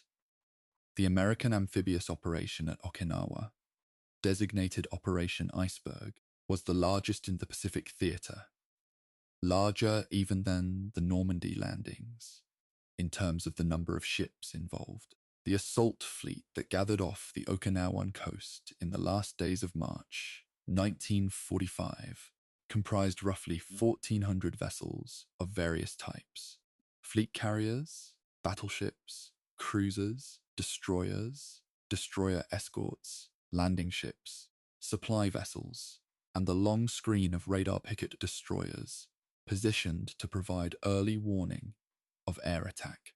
The sheer scale of this fleet, the number of targets it presented to a TOCO program that had been specifically organized and preserved for this moment, was not lost on Japanese planners. The mass of the fleet was both an opportunity and a trap. So many ships meant so many potential targets, but also the deepest concentration of anti-aircraft firepower that Japanese aircraft had ever encountered. The Japanese response to the Okinawa landing was organized under the name Kikusui, chrysanthemum floating on water, a poetic image that was used to designate the mass TOCO attacks that Japanese planners intended to launch against the American fleet in coordinated waves. 10 major Kikusui operations were conducted between the 6th of April and the 22nd of June, 1945. The first of these, launched on the 6th of April, was the largest single day of kamikaze operations in the entire history of the program. Approximately 355 TOCO aircraft, accompanied by an additional 344 conventional attack aircraft, launched from Kyushu airfields in coordinated waves against the American fleet. This first Kikusui was accompanied by the sortie of the battleship Yamato, the largest battleship ever built, on a one-way mission of its own, without adequate air cover and with only enough fuel to reach Okinawa. The Yamato was sunk by American aircraft before reaching its destination. Japan had sent its mightiest warship on a kamikaze mission of sorts, and the ship had been destroyed without reaching the target. The results of the first Kikusui operation established the pattern that would hold through all 10 attacks. The American fleet suffered significant damage. Multiple ships were hit, several were sunk, and the radar picket destroyers screening the fleet's outer perimeter took punishment of a severity that tested the endurance of their crews across weeks and months of repeated attack. Over the course of the entire Okinawa campaign, the American Navy lost more ships and suffered more naval casualties than in any other operation of the Pacific War. The destroyer USS Laffey, struck by 6 kamikaze aircraft and hit by 4 bombs on the 16th of April, 1945, and somehow surviving, earning the title, "The Ship That Would Not Die," in post-war accounts, represents one extreme of the American naval experience. At Okinawa, the experiences of radar picket station duty, in which small groups of destroyers were positioned far from the main fleet and subjected to repeated attack without adequate fighter cover, were among the most psychologically and physically punishing of the entire war for American sailors. The effectiveness debate around the Okinawa Kikusui operations is one that historians and military analysts have examined extensively and without producing complete consensus. The raw numbers are available. Over the course of the Okinawa campaign, roughly 1,900 kamikaze sorties were launched from Japanese bases. American records indicate that approximately 400 ships were damaged and 36 were sunk by kamikaze attacks during the campaign. The human cost on the American side was substantial. Estimates of American naval casualties at Okinawa, including dead and wounded, reach into the several thousands. By the standards of tactical air operations, the exchange rate was genuinely significant. Meaningful damage was being done, but the question of whether that damage was strategically significant, whether it was changing the ultimate outcome of the war, is where the analysis becomes more contested. The American fleet was damaged but not driven off. The landing proceeded. Okinawa fell to American forces by late June 1945. The Toko program had not prevented the loss of the island.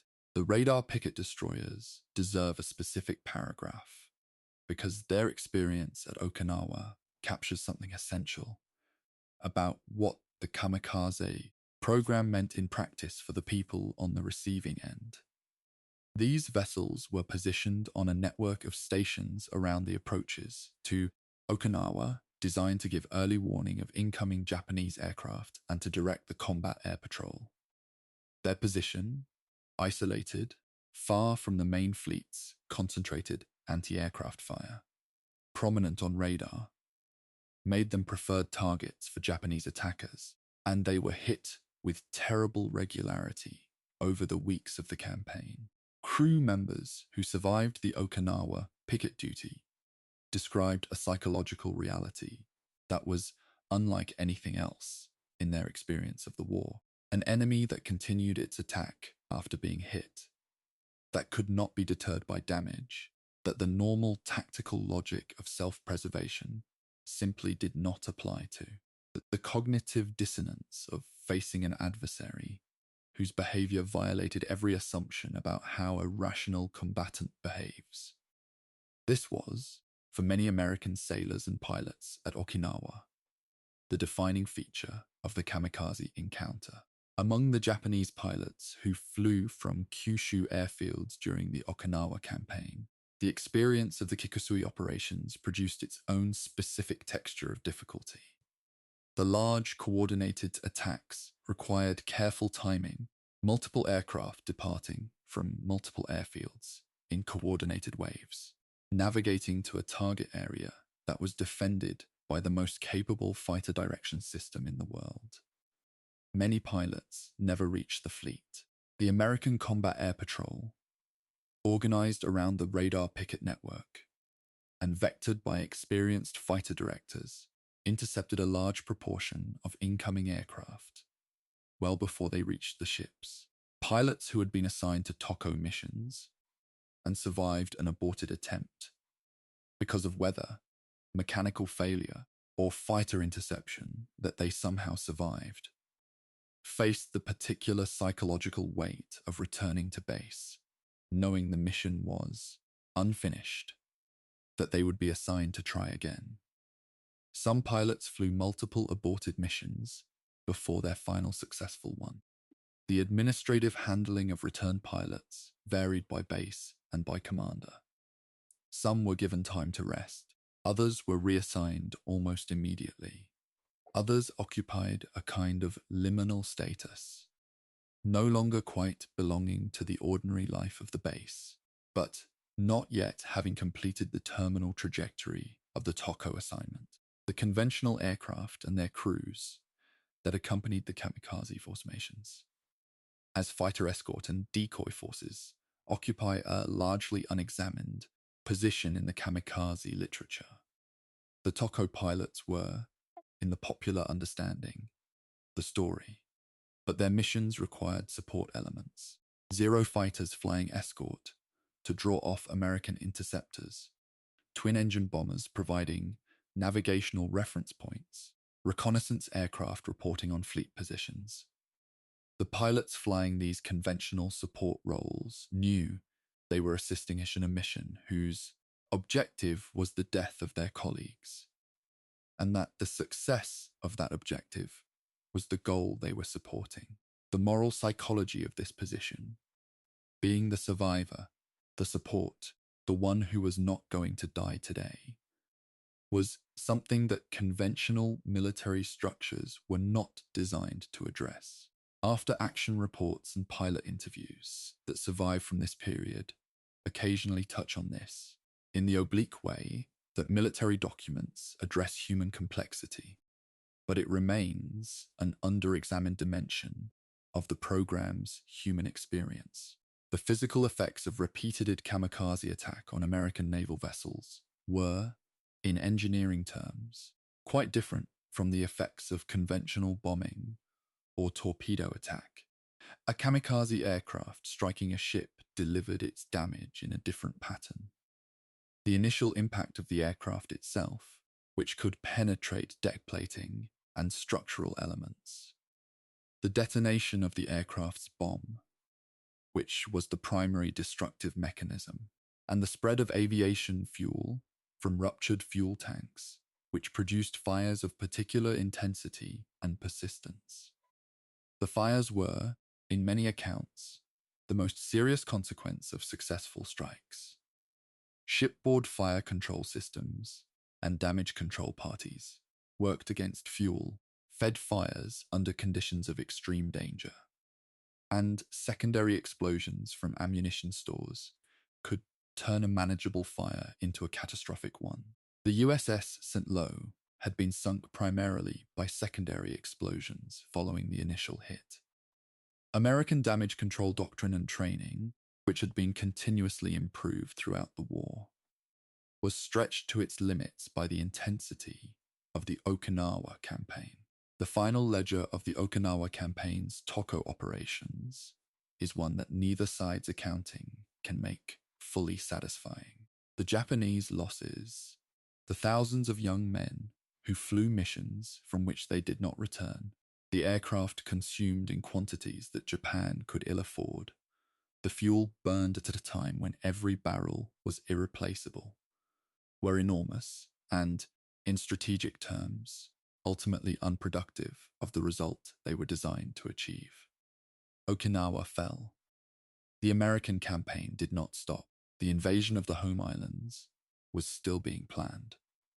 And yet the damage inflicted on the American fleet was real enough, and the casualty projections for an invasion of the Japanese home islands that American planners were developing in the summer of 1945 were significantly shaped by the experience of what the TOCO program could do at Okinawa.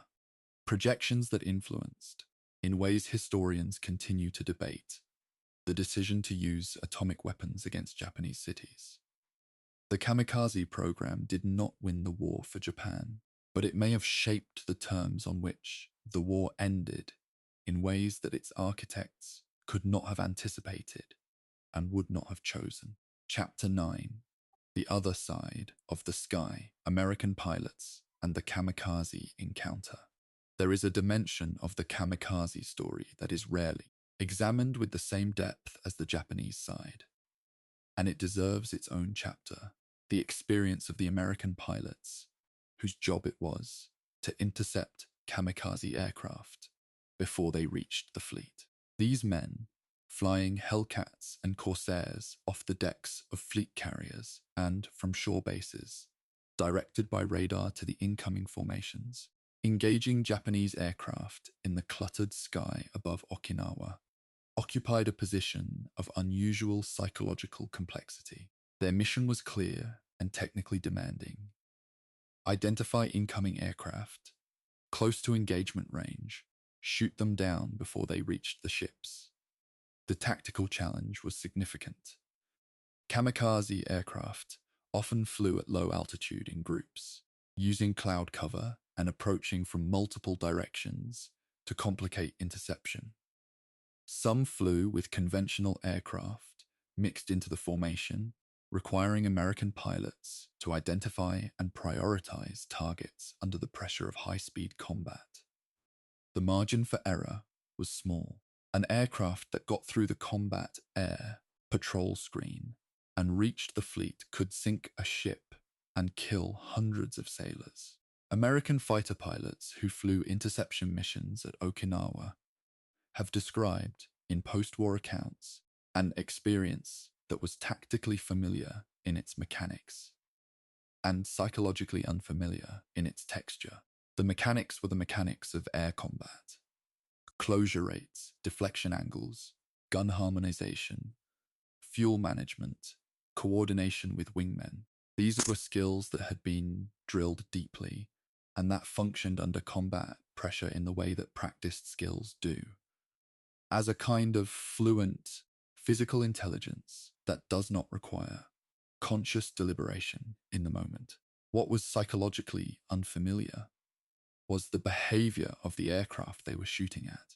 A pilot who was hit and trailing smoke in a conventional air battle would typically break off his attack, attempt to survive, to recover, perhaps to bail out. Kamikaze aircraft did not break off. Pilots who had fired on an incoming aircraft, seen it trail smoke and appear damaged, and then watched it continue directly toward the fleet, without alteration, of course, without the turn that combat experience predicted, described a kind of cognitive disruption that was difficult to process in real time, and that stayed with some of them for years afterward. The mechanics of effective interception against kamikaze attack required specific tactical adaptations that the American Navy developed and refined over the course of the Okinawa campaign. The standard gun attack geometry of World War II air combat, approaching from above and behind to engage from the 6 o'clock position, was less effective against a kamikaze in its terminal dive than head-on or beam attacks, because a damaged aircraft diving toward its target might complete the dive, even with a fatally injured pilot or a compromised airframe. Head-on attacks, which maximized the rate of target destruction, required precise geometry and nerve, as the closing speeds were extremely high and the margin for error was small. Some American pilots reported developing a preference for attacks that destroyed the bomb rather than simply the aircraft. Hits that detonated the weapon load before impact rather than merely disabling the aircraft. These tactical refinements accumulated through painful experience, passed from pilot to pilot in debriefings, and informal conversations in ready rooms across the fleet. The radar picket destroyers and their relationship with the combat air patrol created an operational interdependency that became one of the defining tactical structures of the Okinawa campaign. The picket ships were positioned, as noted previously, to extend radar coverage and provide early warning of incoming aircraft. This meant they were typically the first ships that incoming kamikaze formations encountered, and, lacking the fighter cover that the main fleet could provide, they were often in the most exposed position when the combat air patrol failed to intercept all attacking aircraft. The fighter director officers aboard the picket destroyers, coordinating the combat air patrol by voice radio while their own ships were under attack, operated under conditions of remarkable stress, directing aircraft in the air while managing a ship that might itself be hit at any moment, maintaining the calm and precise communication on which the entire interception system depended, even as the tactical situation deteriorated around them. These men, the fighter director officers and their radar operators and radio technicians, represent a category of human performance under extreme pressure that receives little attention in the standard narrative of the Kamikaze campaign. The psychological aftermath of the Okinawa campaign for American veterans is a subject that the post-war culture of the 1940s and 1950s was largely unequipped to address. The vocabulary of what we would now call post-traumatic stress did not exist in a form that could be applied to the experiences of men who had spent weeks or months under repeated kamikaze attack. What existed was a broad cultural expectation that veterans of the good war would return, process their experiences privately, and resume civilian life.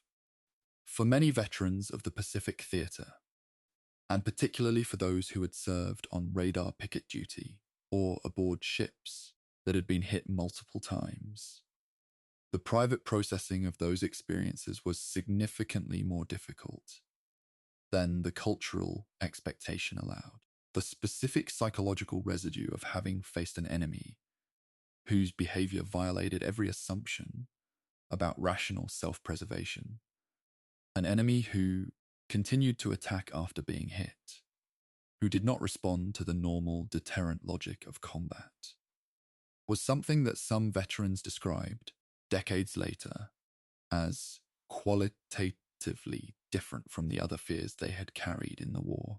The experience of ship crews who survived kamikaze hits, who were present in the moments after impact, who fought fires, who pulled injured and dead colleagues from wreckage, who continued to perform their duties while their ship was burning, belongs in this chapter alongside the experiences of the pilots who intercepted the attackers. The accounts of these moments in official action reports and personal memoirs are vivid in the precise, practical way that accounts of extreme physical crisis tend to be. They focus on what hands did, what feet did, what eyes saw, not on the larger strategic context that gave the moment its meaning. A sailor fighting a fuel fire on a damaged destroyer did not, in that moment, need to understand the history of the kamikaze program. He needed to know where the fire hose was. The reduction of historical events to their immediate physical reality is, in one sense, a limitation of first-hand testimony. In another sense, it is the most honest form of historical evidence there is. What it was actually like, at the level of a human body in a specific place, without the retrospective meaning-making that distance applies. The ethical questions that the kamikaze encounter posed for American pilots and sailors, questions about what it meant to kill a man who was already committed to his own death, about the difference between engaging a combatant who might survive and engaging one who had already accepted that he would not, were not questions that the wartime context allowed much space to examine. The immediate ethical framework of combat is simple and situational. The person trying to kill you must be stopped, and the means by which they are stopped is the means available. The broader ethical questions about the humanity of the attacker, about his individual motivations and circumstances, about what kind of world produced the situation in which he found himself, are questions that the necessities of combat differ, and that only time and distance can begin to address. For some American veterans of the Pacific, those deferred questions surfaced in the post-war decades in unexpected ways, in dreams, in an inability to watch certain images without visceral response, in a persistent awareness of the distance between what the war had required of them and what ordinary civilian life seemed to assume about human behavior. The intelligence picture of the kamikaze program on the American side is a subject that has been more fully examined in recent decades as wartime records have been declassified and studied. American naval intelligence tracked the development of the program with increasing attention from late 1944 onward, analyzing captured aircraft, interrogating prisoners, studying the patterns of attacks to identify tactical signatures that could inform interception doctrine. The Oka rocket-powered aircraft, when its existence was first confirmed from photographic evidence and prisoner testimony produced considerable consternation in naval intelligence circles, not because its capabilities were necessarily superior to conventional kamikaze aircraft, but because its existence demonstrated that Japan was investing engineering resources in purpose-designed suicide weapons, suggesting a level of institutional commitment to the program that went beyond improvised desperation. The intelligence analysts who tracked the kamikaze program were, in some respects, among the first people on the American side to develop a systematic understanding of what it actually was. Not merely a collection of individual suicide attacks, but an organized, resourced, doctrinally developed military system with its own internal logic and development trajectory. The medical dimension of the American experience with kamikaze attacks at Okinawa is one that deserves acknowledgement, even in a narrative primarily focused on the operational and psychological. Naval medical personnel aboard ships in the Okinawa campaign dealt with a pattern of injuries that differed in significant ways from those produced by conventional ordnance. The combination of aircraft impact, bomb detonation, and burning aviation fuel produced wounds of particular severity and variety. Medical officers aboard damaged ships operated under conditions of extreme difficulty, sometimes without adequate supplies, sometimes in compartments threatened by fire or flooding, sometimes themselves injured. The Navy's forward medical system, which had been substantially developed and resourced by the midpoint of the Pacific War, was stretched at Okinawa in ways that tested its organizational resilience. The men who practiced medicine under those conditions, the surgeons, the pharmacists' mates, the hospital corpsmen, represent another dimension of the human cost of the kamikaze campaign that statistics cannot adequately represent. By the time the Okinawa campaign ended in late June 1945, both sides had been substantially reshaped by the experience of its 90 days. The American Navy had demonstrated that it could absorb extraordinary punishment from sustained kamikaze attack and continue to operate effectively, a finding with profound implications for Japanese strategic planning, which had hoped that the scale of kamikaze operations at Okinawa would be sufficient to force an American withdrawal or a negotiated settlement. It had not been sufficient. The fleet was damaged, and the losses in ships and sailors were real and painful. But the operational capability of the American Pacific Fleet was not broken. The American Military Command, drawing on the Okinawa experience, now had a detailed, data-rich picture of what kamikaze operations could achieve against a well-defended fleet. Serious damage, real losses, but not operational defeat. That picture was one of the inputs into the casualty projections for the projected invasion of the Japanese home islands. Projections that, in the summer of 1945, shaped decisions whose consequences would outlast the war itself. Chapter 10, The Letters Home, Personal Testimony, and the Human Interior.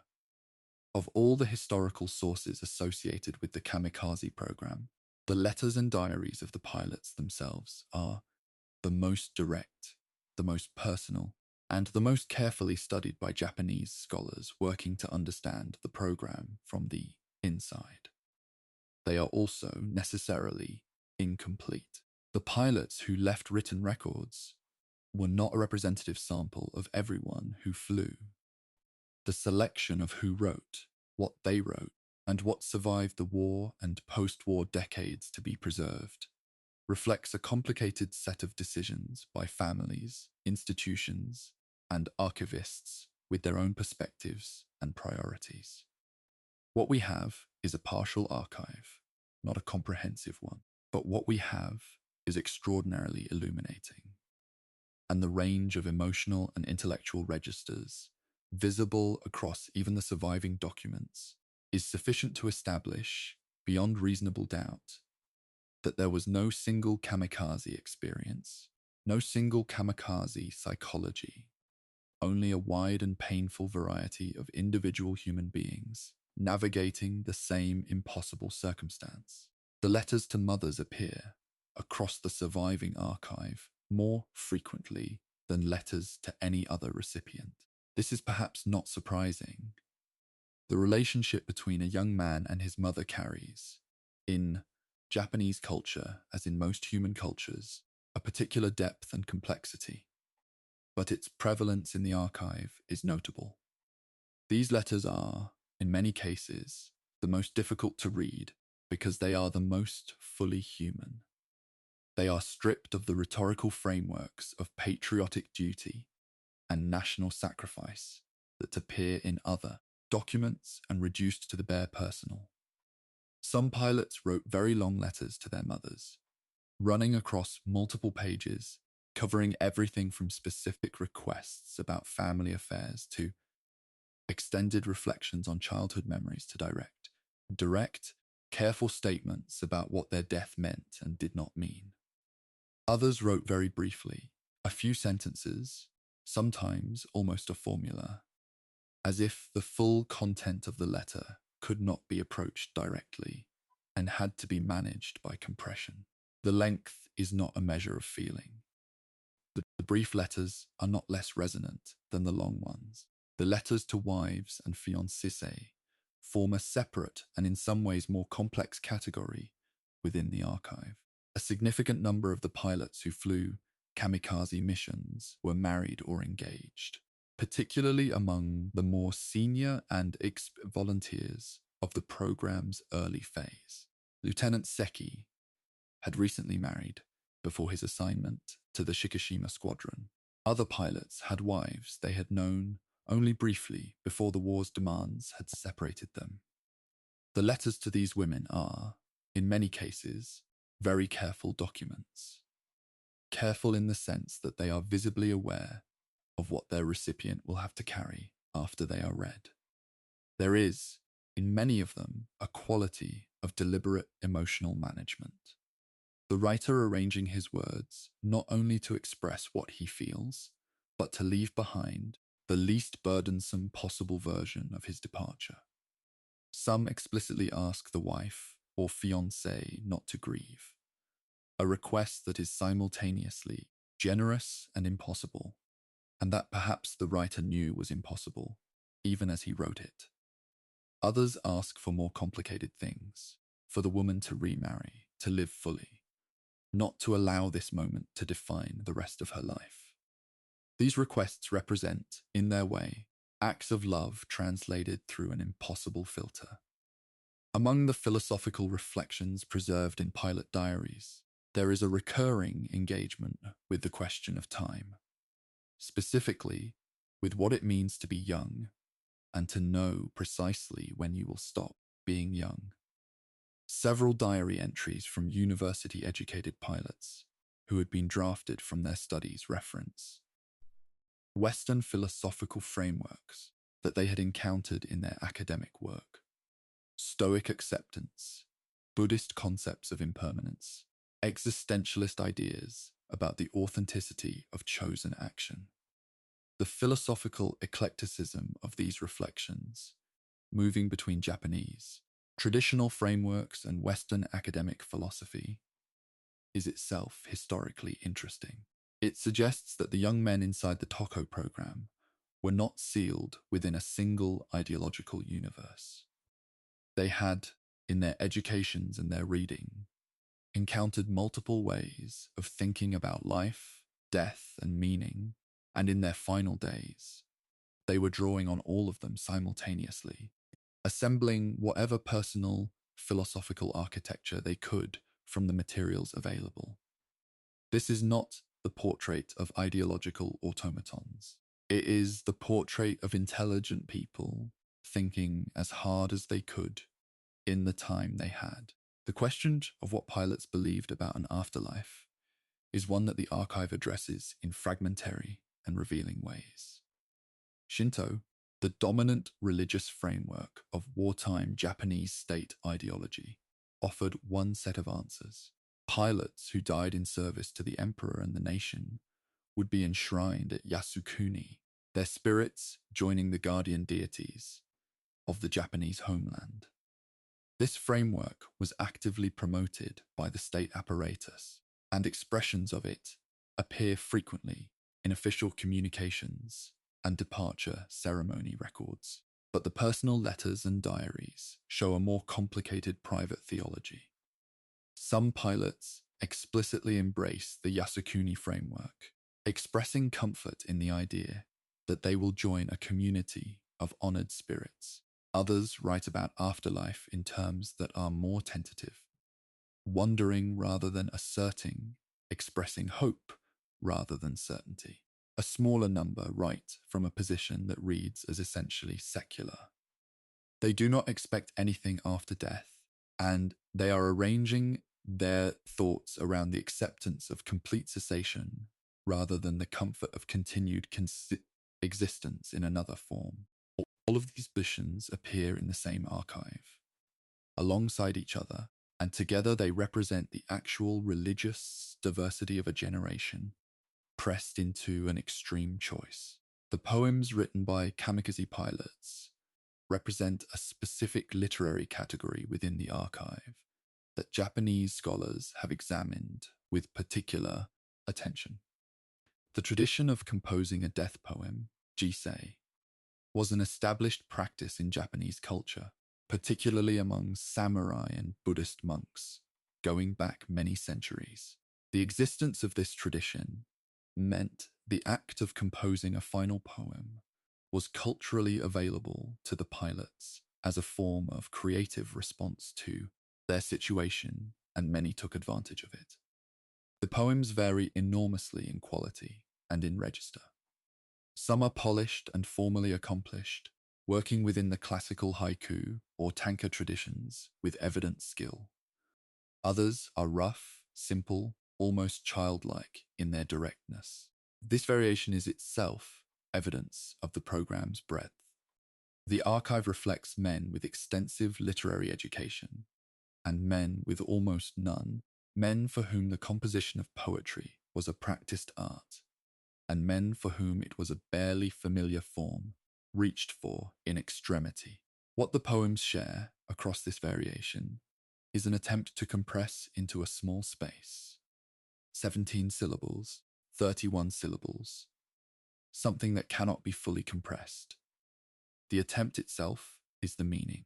The personal objects preserved at the Chiran Peace Museum and other memorial sites add a non-verbal dimension to the documentary record that the written sources cannot fully provide. Photographs, in particular, the official departure photographs taken at many bases, showing pilots in their flight suits, carry a specific emotional charge that is difficult to analyze, but impossible to dismiss.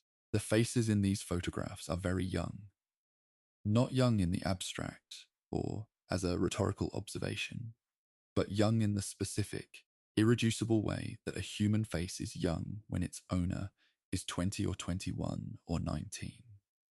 The face that has not yet been marked by the experiences that middle age accumulates, smooth in a way that is not merely physical. Other objects in the collection include personal photographs carried from home, parents, siblings, the woman someone loved, small religious talismans, handkerchiefs, single personal items whose significance to their owners can be inferred, but not fully known. The presence of these objects in the archive argues against the reduction of the Kamikaze program to its ideological or strategic dimensions. These were people who carried small, private things into their final hours. The family members who received the final letters, the mothers and wives and fathers and siblings, have been the subject of oral history collection in Japan for decades, though this body of testimony is less well known internationally than the letters themselves. Their experiences of receiving the news of a son's or husband's death followed eventually by the final letter written before it, represent a dimension of the kamikaze program's human cost that the military record and the tactical analysis entirely omit. The grief of families is not a strategic category. It does not appear in operational reports or ship damage assessments, but it belongs in the full accounting of what the program was and what it cost. The women who were asked to remarry and live fully, and who in many cases did not, who carried the weight of a specific, named, photographed young man's death for the rest of their lives, are also part of this history. The post-war handling of the letters and personal testimonies in Japan has been shaped by political and cultural currents that the documents themselves, created in a different moment, cannot anticipate or control. In the decades immediately after the war, while Japan was under occupation and the official wartime ideology was actively suppressed, the kamikaze legacy was for a period genuinely contested. Some Japanese voices framing the pilots as tragic victims of militarism, others preserving the wartime framing of heroic sacrifice. Stillsters attempting more nuanced positions. As the political and cultural context evolved, so did the dominant framing. The Chiran Museum and similar institutions have at various times emphasized different aspects of the archive, and the political implications of how the kamikaze pilots are remembered have remained, in Japan, a live and sometimes contentious question. This historiographical complexity is not a problem to be resolved here. It is a feature of the historical record that an honest documentary must acknowledge. The same letters, the same photographs, the same objects have been interpreted differently by different people in different times, and the interpretation chosen reflects the values and needs of the interpreter as much as anything inherent in the source. The letters and diaries of the kamikaze pilots constitute, in the end, an argument against abstraction. The most powerful effect of reading them, carefully, slowly, with attention to their specific language and their specific emotional geography, is the effect of specificity itself. The recognition that the people inside the program were not a type, not a symbol, not a data point in a military analysis, but specific individuals whose individuality did not stop operating because they were inside a military structure. The historian's craft, the effort to see the past as it actually was rather than as subsequent use has made it, requires exactly this: the willingness to let the specific person displace the convenient abstraction. The kamikaze pilots were specific people. They had names, and they had inner lives, and they had people who loved them. The chapters of this documentary have been trying to hold that truth in one hand while tracing the institutional and strategic history in the other. We will continue to try as we move toward the war's ending. Chapter 11, The Final Months, Ketsu-go, and the Planned Apocalypse. By the summer of 1945, Japan's military situation was, by any objective measure, beyond recovery. The home islands were being bombed systematically by American B-29 superfortresses operating from the newly captured airfields in the Mariana Islands, Saipan, Tinian, Guam. The firebombing of Tokyo on the 9th and 10th of March, 1945, had destroyed roughly 41 square kilometers of the city and killed somewhere in the range of 80,000 to 100,000 people in a single night, the most destructive conventional air raid of the entire war. The American submarine campaign had reduced Japan's ability to import oil, food, and raw materials to a fraction of what the war economy required. The home islands were being blockaded from the sea and bombed from the air simultaneously. By any conventional strategic analysis, Japan had lost the war. The question was whether its military and political leadership could find a path to ending it. And the answer, in the summer of 1945, remained agonizingly uncertain. The military planning being conducted in Tokyo and at Imperial General, headquarters in this period was organized around a concept called Ketsugo, literally, decisive operation. The idea was straightforward in its conception and staggering in its implications. When the American invasion of the Japanese home islands began, expected on Kyushu first, then Honshu, Japan would meet it with everything it had, not the limited attritional resistance of Peleliu or Iwo Jima or Okinawa, but a total national mobilization in which every available resource, military and civilian, would be committed to inflicting casualties so catastrophic that the Americans would be forced to accept a negotiated peace rather than continue toward unconditional surrender. The Tokyo program was central to this plan. Japanese planners had allocated roughly 5,000 aircraft specifically for Tokyo operations against the expected invasion fleet, with additional thousands of conventional aircraft and a fleet of small suicide boats, Shinio, that would attack at sea level. The number of Tokyo aircraft set aside for Ketsugo was approximately 5 times the number used at Okinawa. The pilots and aircraft being held in reserve for Ketsugo were distributed across hundreds of dispersed airfields, across Kyushu and western Honshu, many of them camouflaged or underground to protect against American bombing. The practice of dispersal and concealment, burying aircraft in revetments, hiding them in forests, covering them with camouflage netting, was a logical response to the American strategic bombing campaign, which had been systematically targeting Japanese airfields. What it meant in practice was that the Tokyo force, designated for the defense of the home islands, was being preserved in stasis, its pilots waiting, many of them for months, in a state of suspended assignment. They had been told they would fly when the invasion came.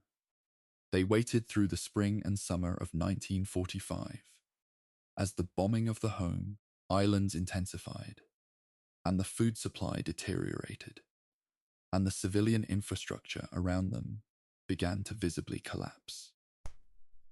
The psychological experience of that waiting, knowing the invasion was coming, knowing the mission was defined, waiting indefinitely for the moment, is documented in the diaries and letters of this period with a peculiar quality, a kind of suspended animation, life continuing in its ordinary forms, while consciousness was entirely organized around a future event that had not yet arrived: the American planning for Operation Downfall.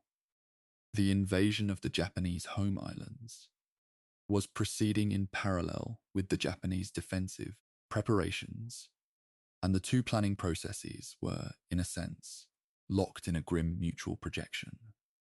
American planners, working from the experience of Okinawa and from intelligence assessments of Japanese defensive preparations, were constructing casualty estimates for the projected landings that reflected the understanding of what the Tokyo program could achieve at scale.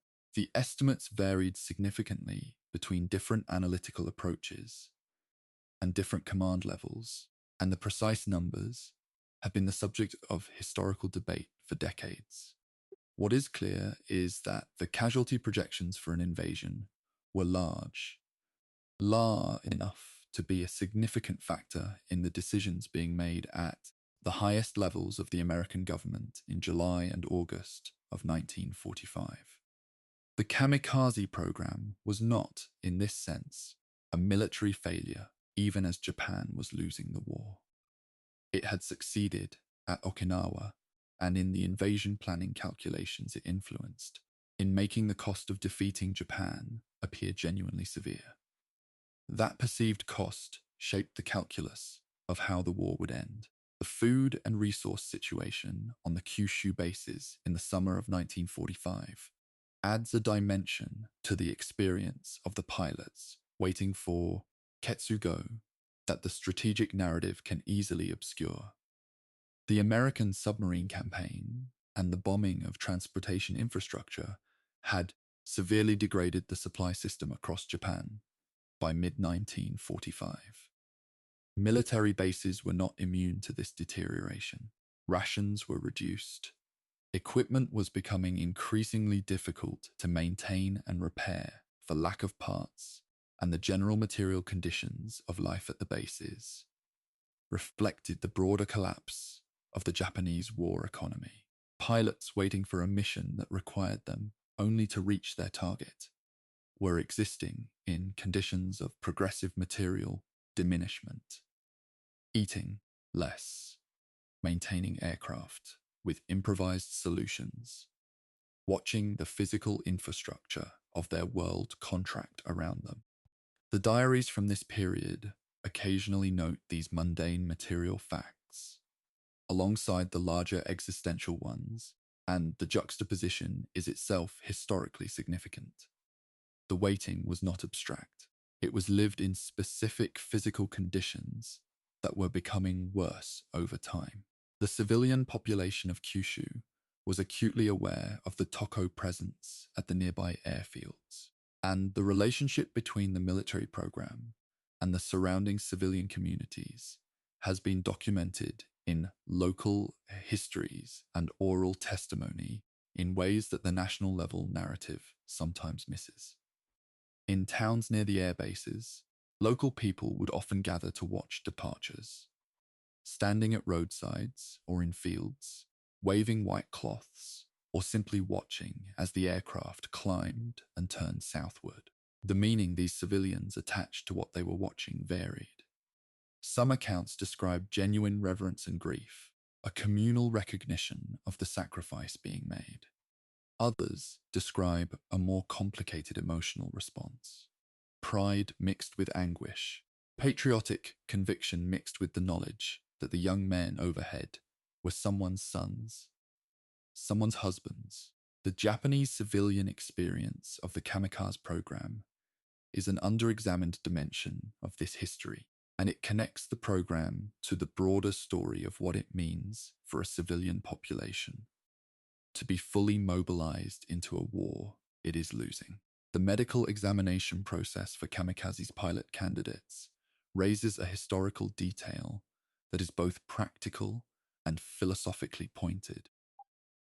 In the initial phases of the program, physical fitness standards for Toko candidates were relatively standard.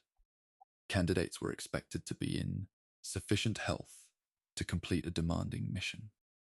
As the program expanded and the candidate pool grew more diverse in age and physical condition, and as the desperate final phase of Ketsugo planning approached, there are documented cases of men with significant physical conditions, poor vision, existing injuries, chronic illness, being accepted for Toko assignment. The logic was precise and grim. For a mission that required the pilot only to reach and strike a target, the standards relevant to a combat aviator who needed to survive and fly again did not apply in the same way. The minimum standard was the minimum necessary for the purpose. This calibration of medical standards to the specific requirements of a one-way mission is another example of the bureaucratic rationality that ran through the Preamstriji administrative machinery, alongside its mythological and ideological framing. The role of Japanese military propaganda in sustaining the Toko program through the summer of 1945 is a subject that has been studied by scholars of wartime Japanese media and communication. The program was presented to the Japanese public through carefully managed channels, not as a product of desperation, but as a natural expression of Japanese spiritual values, a voluntary offering from the nation's finest young men. The distinction between volunteering and assignment was carefully preserved in public communications. The numbers of pilots lost were not publicly disclosed in ways that would indicate the program's scale or its ongoing intensity. The civilian population was given a picture of the kamikaze program that was both inspiring and obscured. Inspiring in the framing of individual sacrifice, obscured in its management of the information that might. The civilian population was given a picture of the kamikaze program that was both inspiring and obscured.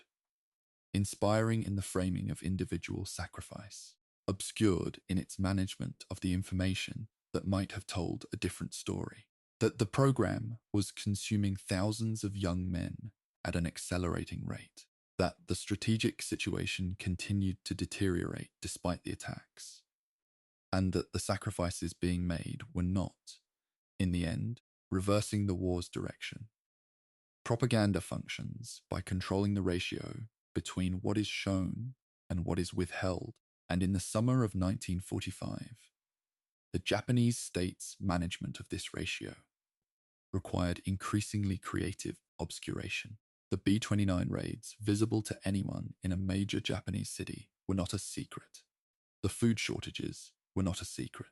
What could be managed, to a degree and for a time, was the narrative framework through which those observable realities were interpreted, and the Toko program was a central pillar of that framework. As long as the divine wind was still blowing, the ideology insisted Japan had not been defeated. The atomic bombings of Hiroshima on the 6th of August 1945 and Nagasaki on the 9th introduced a factor into the strategic equation that no amount of Toko planning could address. The weapons were, by their nature, not amenable to the kamikaze response. They were delivered by aircraft at high altitude, dropped and detonated, and no organized intercept of the delivery aircraft, even had one been successful, would have prevented the weapons already in the pipeline from being used. More fundamentally, the atomic bombs altered the terms on which the question of invasion and cost was being calculated.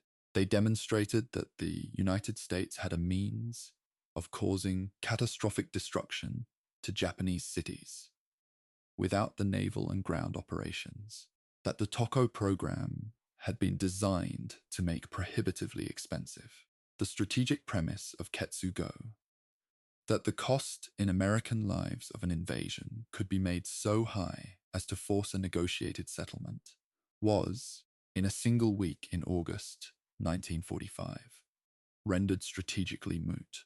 The instrument that had been prepared with such terrible care had no target against which to fliction in the final hours of the war it had been built. For the Soviet declaration of war against Japan on the 8th of August 1945 added a second strategic shock within days of the first. Japanese military planning for the final defense had been built in part on the hope that the Soviet Union, bound by its non-aggression pact with Japan, might remain neutral, or might even be persuaded to act as an intermediary in negotiating a settlement with the Western Allies. The Soviet entry into the war with a massive offensive against Japanese forces in Manchuria destroyed that calculation in a matter of hours. The combination, atomic bombs ending the strategic rationale for defending against an American invasion, Soviet entry foreclosing the diplomatic channel, left Japanese leadership with a set of choices that had been narrowing for months and had now narrowed to essentially one. The question of surrender, which had been politically taboo in the institutional culture of the wartime Japanese government, could no longer be deferred. The pilots of the Ketsugo Reserve, the thousands of young men dispersed across the airfields of Kyushu and western Honshu, waiting in their camouflaged revetments for a battle that had been defined as the decisive last stand of the Japanese nation, were waiting for a battle that was not going to come. The final days of the Toko program, between the 9th and 15th of August, 1945, were days of institutional and personal suspension. Within Imperial General Headquarters, the decision-making process around surrender was moving through its own convulsive final stages. The Supreme Council for the direction of the war deadlocked. The Emperor's eventual breaking the deadlock.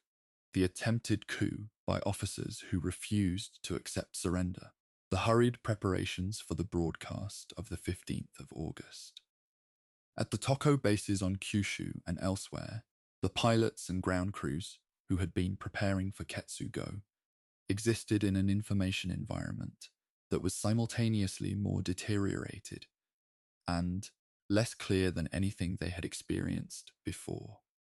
Word filtered through unofficial channels that something was happening at the highest levels of government.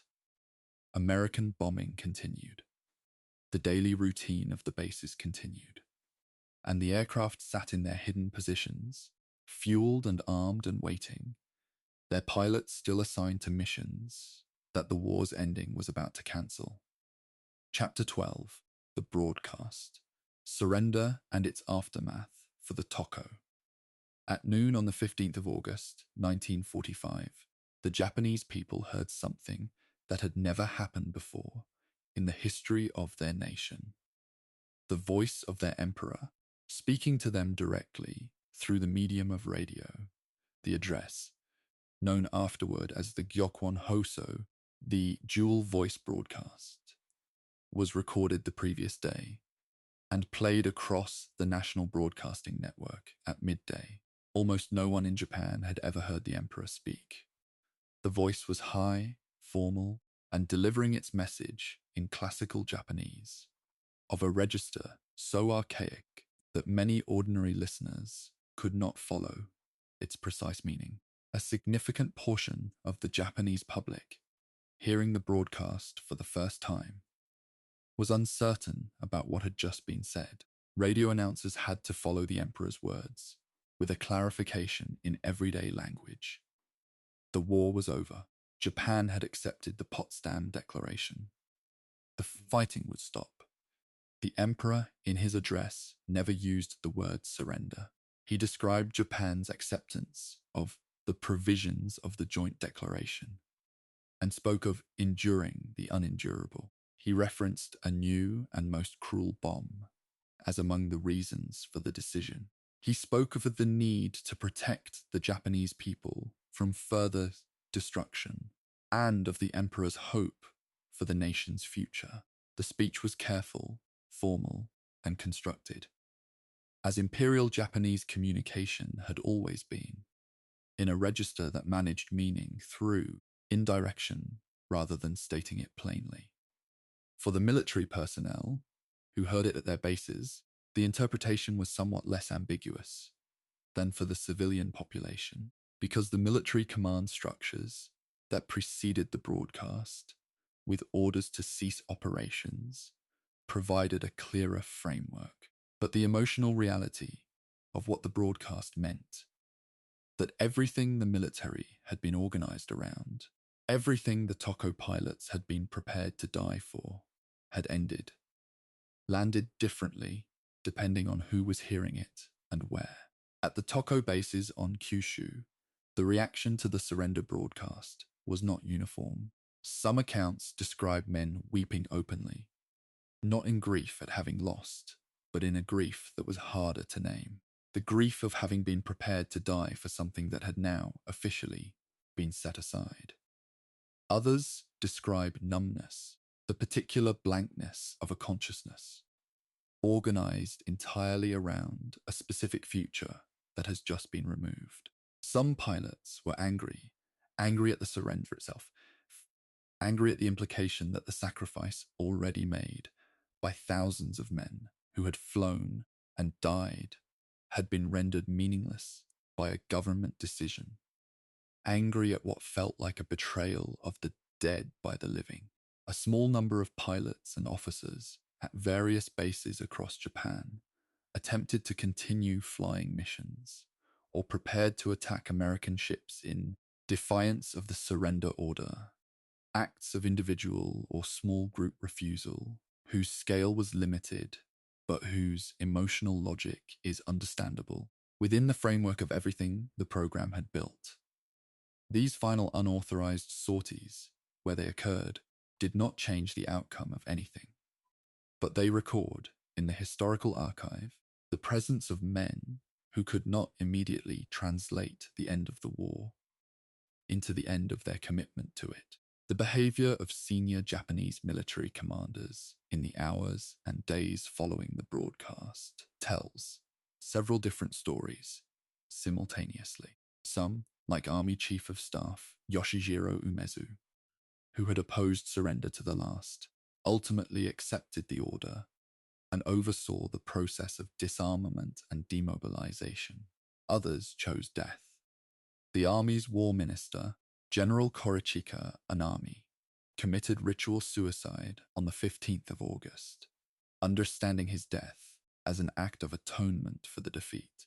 The attempted coup on the night of the 14th and 15th, mounted by a group of junior officers who sought to prevent the recording of the imperial broadcast from being transmitted, failed. Its organizers did not have sufficient support within the command structure and were isolated before they could accomplish their objective. What these divergent responses share is a recognition that the end of the war was not merely a military event, but a civilizational rupture. The end of the structure of meaning that had organized Japanese institutional life for years, and perhaps decades, and that had produced, among many other things, the Toko program. Vice Admiral Takijiro Onishi, the man who had formally launched the Kamikaze program at Clark Field in the Philippines 10 months earlier, committed ritual suicide in his quarters in Tokyo on the 16th of August 1945. The day after the surrender broadcast, he performed the act of seppuku, plunging a sword into his abdomen. He refused medical assistance. He refused the traditional kaishakunin, the second who would end his suffering with a final stroke. He chose to die slowly over the course of approximately 15 hours. He left a written note that expressed, in terms that are simultaneously formal and shattering in their plainness, his relationship to what he had done. The note apologized to the approximately 4,000 pilots he had sent to their deaths, and stated that he wished his death to serve as atonement to those pilots and their families. He also addressed the young men of Japan who had survived the war, urging them to work for the nation's rebuilding and for peace. The sword with which Nishi killed himself is preserved at the Yushuka Museum at Yasukuni Shrine, where it remains today. An object of considerable historical and political weight, displayed in a context that continues to generate debate about how Japan honors and interprets its wartime past. The question of whether Onishi's chosen death constituted genuine atonement is one that has occupied historians, ethicists, and Japanese writers for the 8 decades since it occurred. The argument for genuine atonement rests on the manner of his death, the deliberate refusal of the quick ending, the choice to suffer over 15 hours in full consciousness, as if proportioning the duration of his dying to the weight of what he had done. The argument against rests on the observation that atonement cannot be accomplished by the person who caused the harm to those who suffered it. The pilots he sent to die cannot receive the apology. The families cannot be made whole by his death. These arguments are not resolvable by historical analysis, which can describe what Onishi did and record what he wrote, but cannot determine whether the moral account he was trying to settle can be settled in the way he attempted to settle it. What is historically clear is that Onishi understood himself to be accountable for what he had done, and that understanding expressed itself in his decision to die, rather than survive into the post-war world he had helped create. For the pilots who had been assigned to Toko units and survived the war, the men in the Ketsugo Reserve who had never flown their final missions, and the small number who had returned from aborted sorties. The surrender created a specific and unusual personal situation. They had been organized, trained, and psychologically prepared for a death that had not arrived. The institutional structure that had defined their identity and given their expected death its meaning had collapsed overnight. They emerged from the Toko program into a post-war Japan that was, in many ways, organized around forgetting, or at least suppressing, the frameworks that had made the program possible. The American occupation, which began in September 1945, imposed a series of structural changes on Japanese society and governance that deliberately dismantled the institutional and ideological apparatus of wartime militarism. For a man who had spent months prepared to die as a Toko pilot, the task of reconstructing a civilian identity within a society that was simultaneously mourning its losses and being asked to disavow the values that had caused them was one that available social and psychological support structures were almost entirely unequipped to assist. The immediate post-war treatment of kamikaze survivors by Japanese society was complicated and, in many respects, poorly examined in the decades that followed. The occupation period suppressed public discussion of the war in ways that made open commemoration of the Toko program politically complicated. American censorship of Japanese media and publishing under the occupation explicitly restricted materials that could be interpreted as glorifying wartime military activities. This suppression created a silence around the kamikaze experience that served, paradoxically, to preserve it in a kind of sealed condition, undiscussed, unprocessed, waiting for the political conditions that would allow it to surface. Some survivors of the program found that silence a relief. Others found it a kind of erasure. The sense that the experience they had lived and the deaths of the men they had known were being treated as something that had not really happened or that had happened but must not be acknowledged. The physical landscape of the wartime Toko bases underwent its own transformation in the post-war decades. Some airfields were converted to civilian use. Others were abandoned and reclaimed by the surrounding countryside. The town of Shiran, whose proximity to one of the main Toko bases had made it a part of the program's human geography during the war, became, over subsequent decades, the primary site of organized kamikaze commemoration.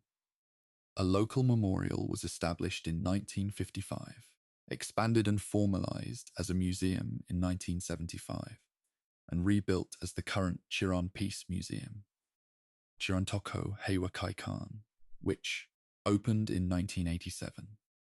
The museum contains the photographs of all 1,036 Army kamikaze pilots who flew from Shiran and surrounding bases, their faces preserved in the static certainty of the photographic moment. Young, uniformed, looking directly into the camera, with expressions that resist any single reading. 1,036 stone lanterns are scattered across the surrounding grounds. One for each man, a physical articulation of scale that statistics cannot produce in a reader's mind.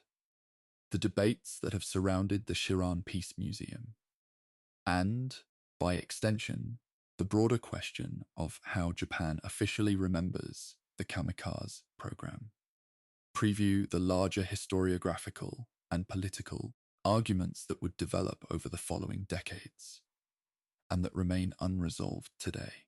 Critics of the museum have argued that its framing, emphasizing the youth and beauty of the pilots, the poignancy of their letters, the tragedy of their sacrifice, functions more as an emotionally resonant memorial to lost youth than as a critical examination of the institutional and ideological apparatus that produced the program.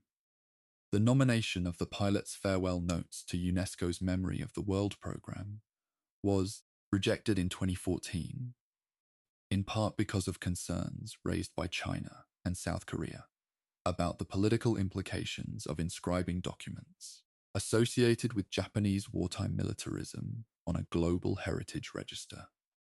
These debates are not peripheral to the history of the Kamikaze program. They are the history of the Kamikaze program continuing to unfold in the present. The evidence that the events of 1944 and 1945 are not finished, that they are still generating meaning and argument and political consequence in a world that contains the descendants of everyone they touched. Chapter 13. The numbers and what they mean, effectiveness, cost and consequence. Any serious engagement with the history of the Kamikaze program must eventually confront the question that military historians have debated since the war ended. What did it actually achieve, measured against what it cost? This is not a comfortable question, because answering it requires treating human lives as operational variables, exactly the kind of calculation that makes the program morally repugnant in the first place.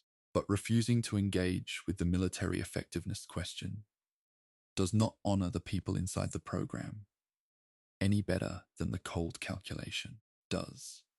It simply allows the historical record to remain incomplete. The honest answer is that the program's effectiveness was real at the tactical level, genuinely significant at the operational level, and ultimately insufficient at the strategic level. And that understanding all three levels is necessary to understand what the program was and what it accomplished. The tactical effectiveness figures, drawing on American naval records and post-war analysis, establish several findings that are broadly consistent across multiple historical studies. Over the entire course of the Kamikaze program, from October 1944 through August 1945, Japanese records indicate that approximately 3,800 Toko sorties were flown by Navy pilots and roughly 1,080 by Army pilots for a combined total of roughly 4,900 sorties. American records indicate that approximately 474 ships were hit by kamikaze attack over this period, with 34 ships sunk.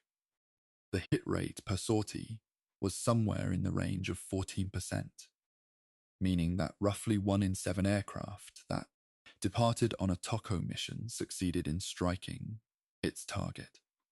This figure is higher than the hit rate typically achieved in conventional dive bombing or torpedo attacks by pilots of comparable experience levels in the Pacific Theater, which is precisely the point that Onishi and others had made when proposing the program.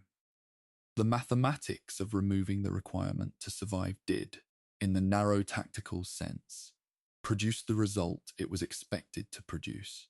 The comparison between kamikaze attack and conventional air attack against defended naval targets is one that requires careful handling because the two types of attack are not simply equivalent in terms of the damage they could produce.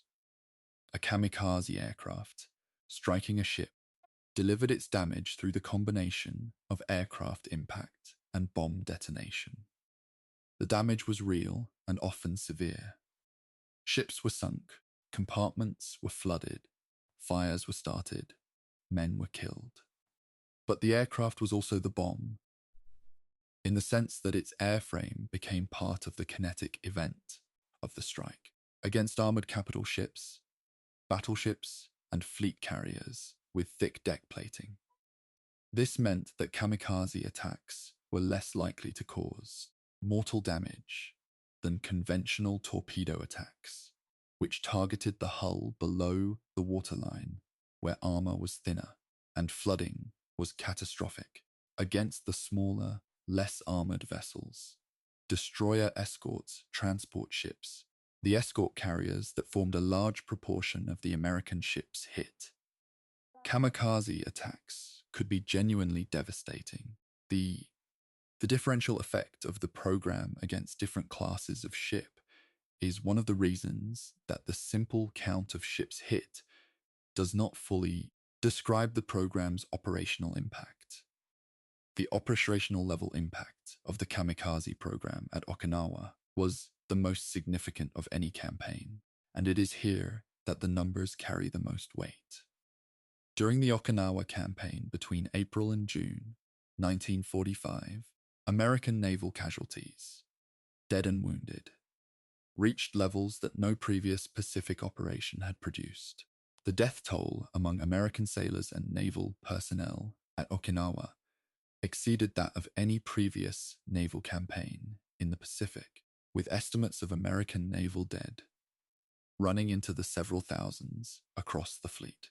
The number of ships damaged was substantial enough that the American fleet's operational capacity was measurably impaired at several points during the campaign.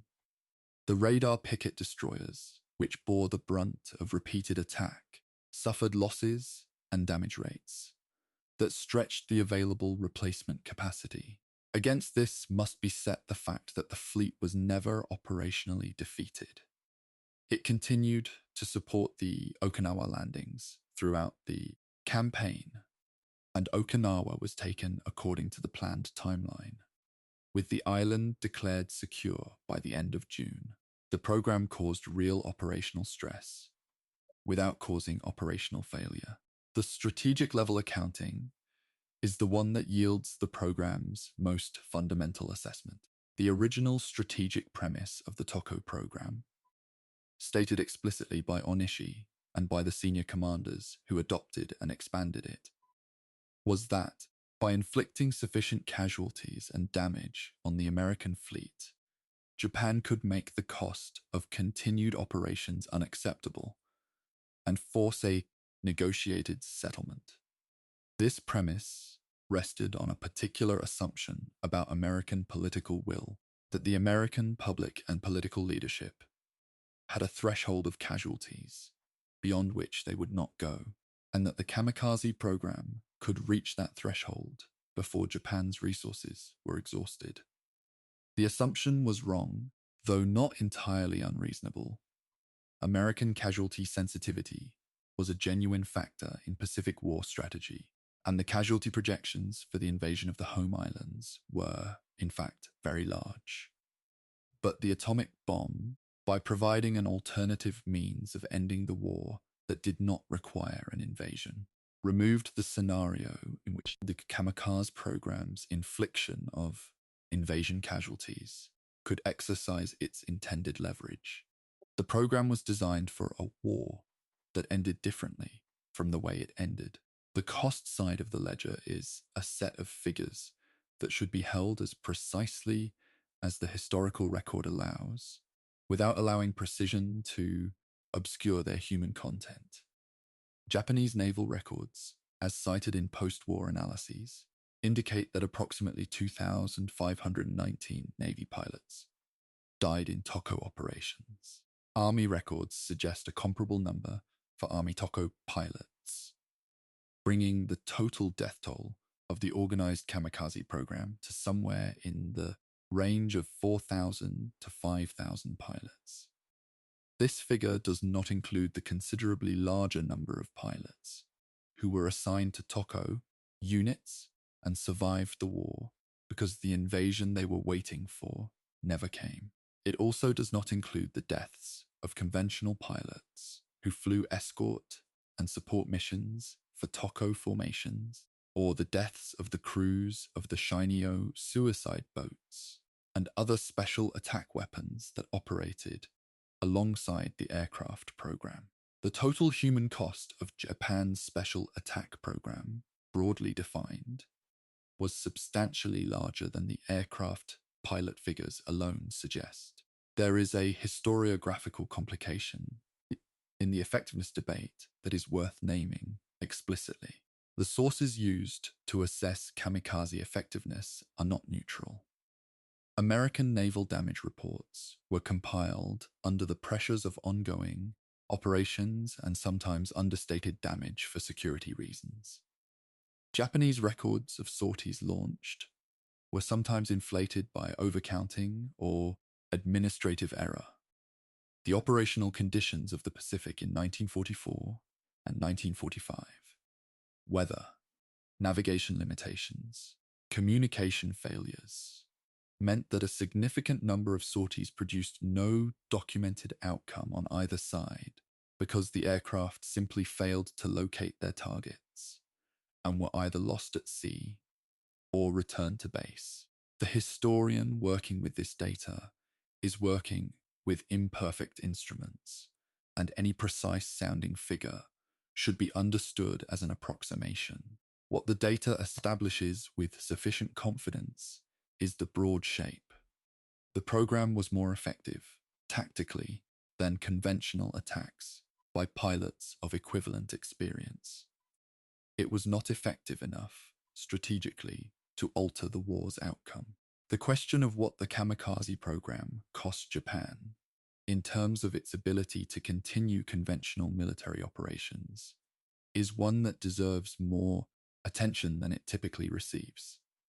Every aircraft that was flown on a TOCO mission was an aircraft that could not be used for any other military purpose: reconnaissance, interception of American bombing raids, conventional naval attack, close air support of ground operations. In a military economy already operating under severe resource constraints, this opportunity cost was real. The pilots who died in TOCO missions were also pilots who could not fly conventional missions. By late 1944, Japan's pilot pool was so depleted that this distinction may have had limited practical weight.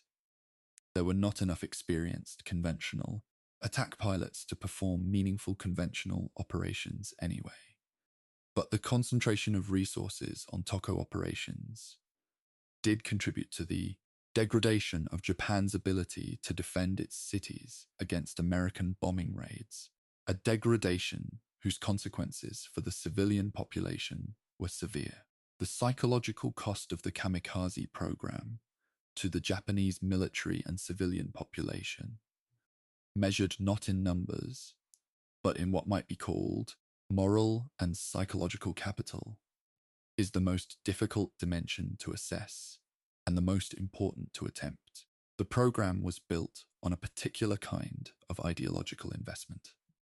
It asked the Japanese people to understand the deaths of their young men not as losses but as offerings, not as evidence of defeat, but as acts of resistance that would ultimately prevail.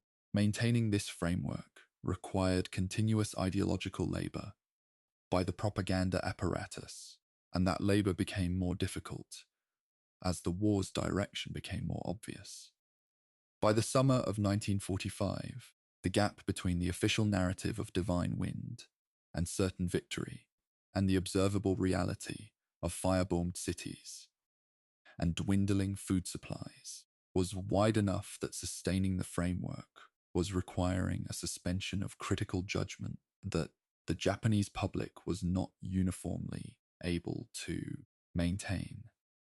The program had asked the nation to invest its grief and its hope in a set of sacrifices that were not achieving the result they were meant to achieve. That investment, made in full at enormous cost, produced nothing but its own consumption. The ultimate historical verdict on the kamikaze program's effectiveness is one that the evidence supports with uncomfortable precision. It was, tactically, the most effective aerial attack method available to Japan in the final year of the war, given the degraded quality of its pilot pool and the overwhelming defensive capability of the American fleet. It was, operationally, sufficient to impose real costs and real suffering on the forces deployed against Japan. And it was, strategically, a complete failure, not because of any miscalculation in its immediate application, but because the strategic premise on which it was built was overtaken by events that no amount of tactical success could have anticipated or prevented. The war ended not because Japan's defense became too costly to continue, but because the means of ending it changed. The divine wind blew, and the war ended anyway. And the thousands of young men who had been organized into that wind were left in its wake, some dead, some alive. All of them changed, beyond what the framework that had organized their sacrifice had prepared them for. Chapter 14. What they believed, ideology, culture, and the interior life of the program. The question of belief, what the pilots and the commanders and the ground crews and the civilian supporters of the Kamikaze program actually believed in private about what they were doing and why, is one that the available historical sources can illuminate, but cannot fully answer. Belief is an interior phenomenon. It is the last thing to be fully captured by any external record, and the Toko archive, extraordinary as it is, was produced under conditions that shaped what could be written and what could not. A letter home, written knowing it would be read by family, and perhaps by military authorities, is not the same as what a person would say to themselves in the dark at 3 a.m. The diary, written with at least some awareness that it might someday be read, is not the full interior. What we have access to is the expressed and the externalized, not the private and the silent. This limitation is real and important to keep in mind as we try to describe the ideological interior of the kamikaze experience. The official ideological framework in which the Toko program was embedded drew from several overlapping sources, each with its own history and its own relationship to the particular demands of a modern war state.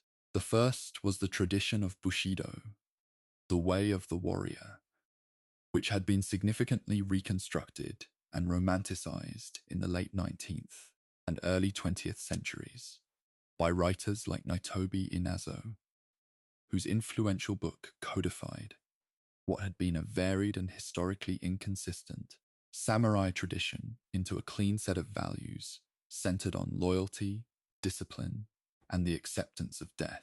The Bushido framework that reached the pilots of the 1940s was not the historical reality of samurai culture. It was a modern construction assembled for modern purposes, but it carried the weight of apparent historical continuity.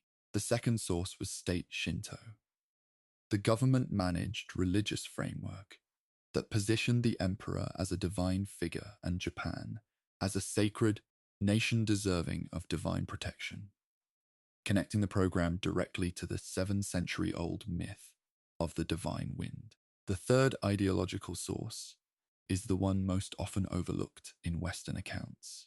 The specific pedagogical culture of the Japanese educational system of the 1930s and early 1940s, which had been progressively aligned with nationalist and militarist values across a generation.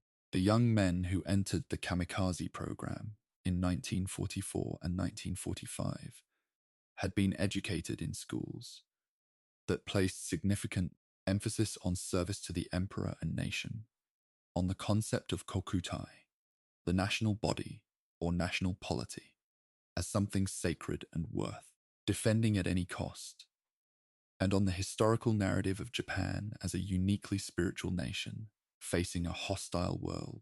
This education did not produce uniform belief. The range of private views visible in the pilot diaries makes that clear. But it did produce a shared cultural vocabulary, a set of concepts and images and historical references that shaped how the men inside the program could think and talk about what they were doing. The question is not whether they believed the ideology whole, but how much of it they had absorbed and in what ways it functioned in their interior lives under pressure. The concept of mono no aware, The poignant awareness of transience, the bittersweet recognition that beautiful things pass, is one that appears in various forms in the literary records associated with the Kamikaze program, and its presence there is worth examining carefully.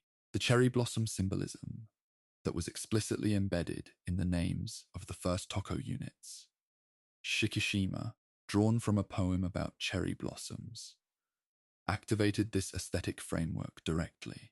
The cherry blossom in Japanese culture blooms briefly and falls quickly, and this quality, the beauty of something that does not cling, that yields to the natural process of passing, had been aestheticized in Japanese art and literature for centuries.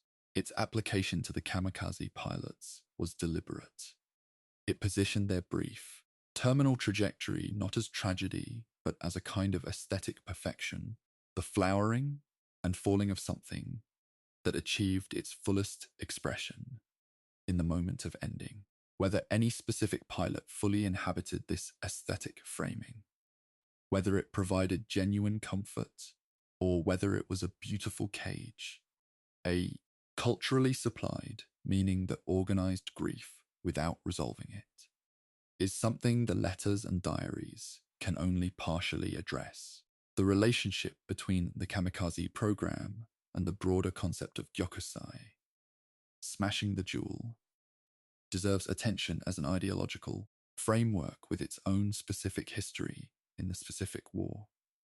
Gyokusai was the Japanese military term for a last-stand defense fought to the death, without surrender. The image was of a precious gem that chose to shatter, rather than be tarnished. The term had been used to describe the defense of Attu in the Aleutian Islands in May 1943, when Japanese forces, surrounded and without hope of relief, launched a final mass charge rather than surrender.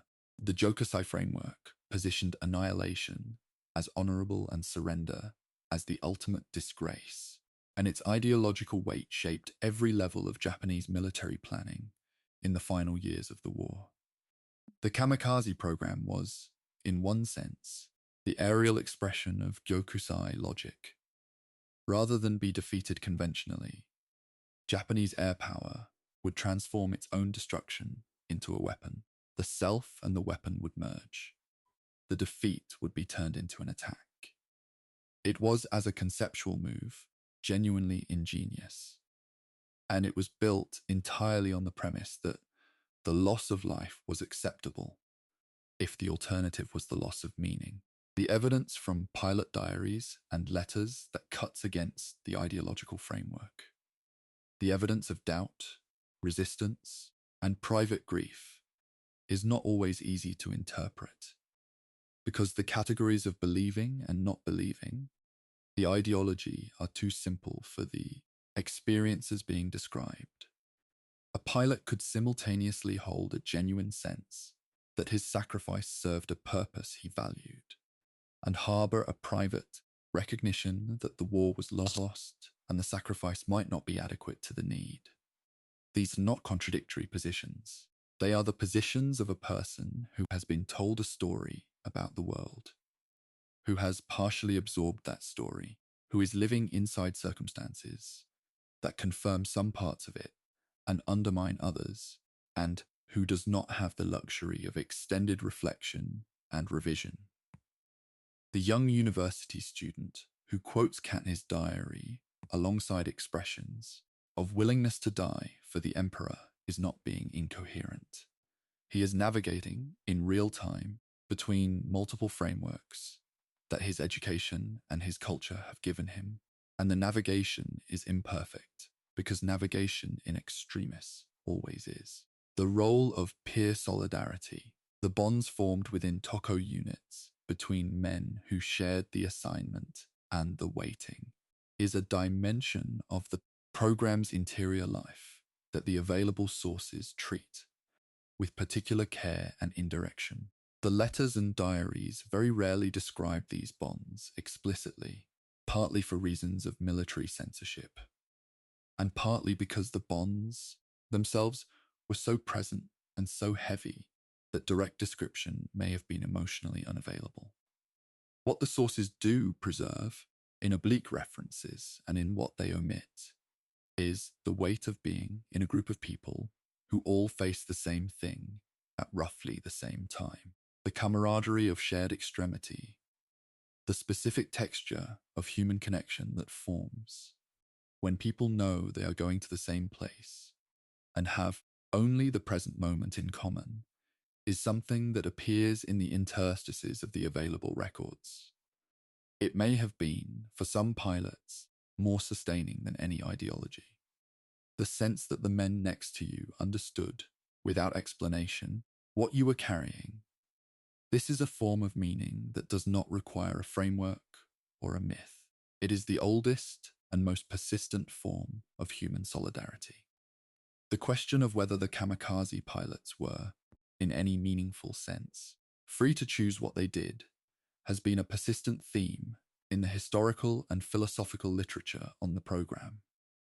Freedom, in the context of a military institution during wartime, is never absolute.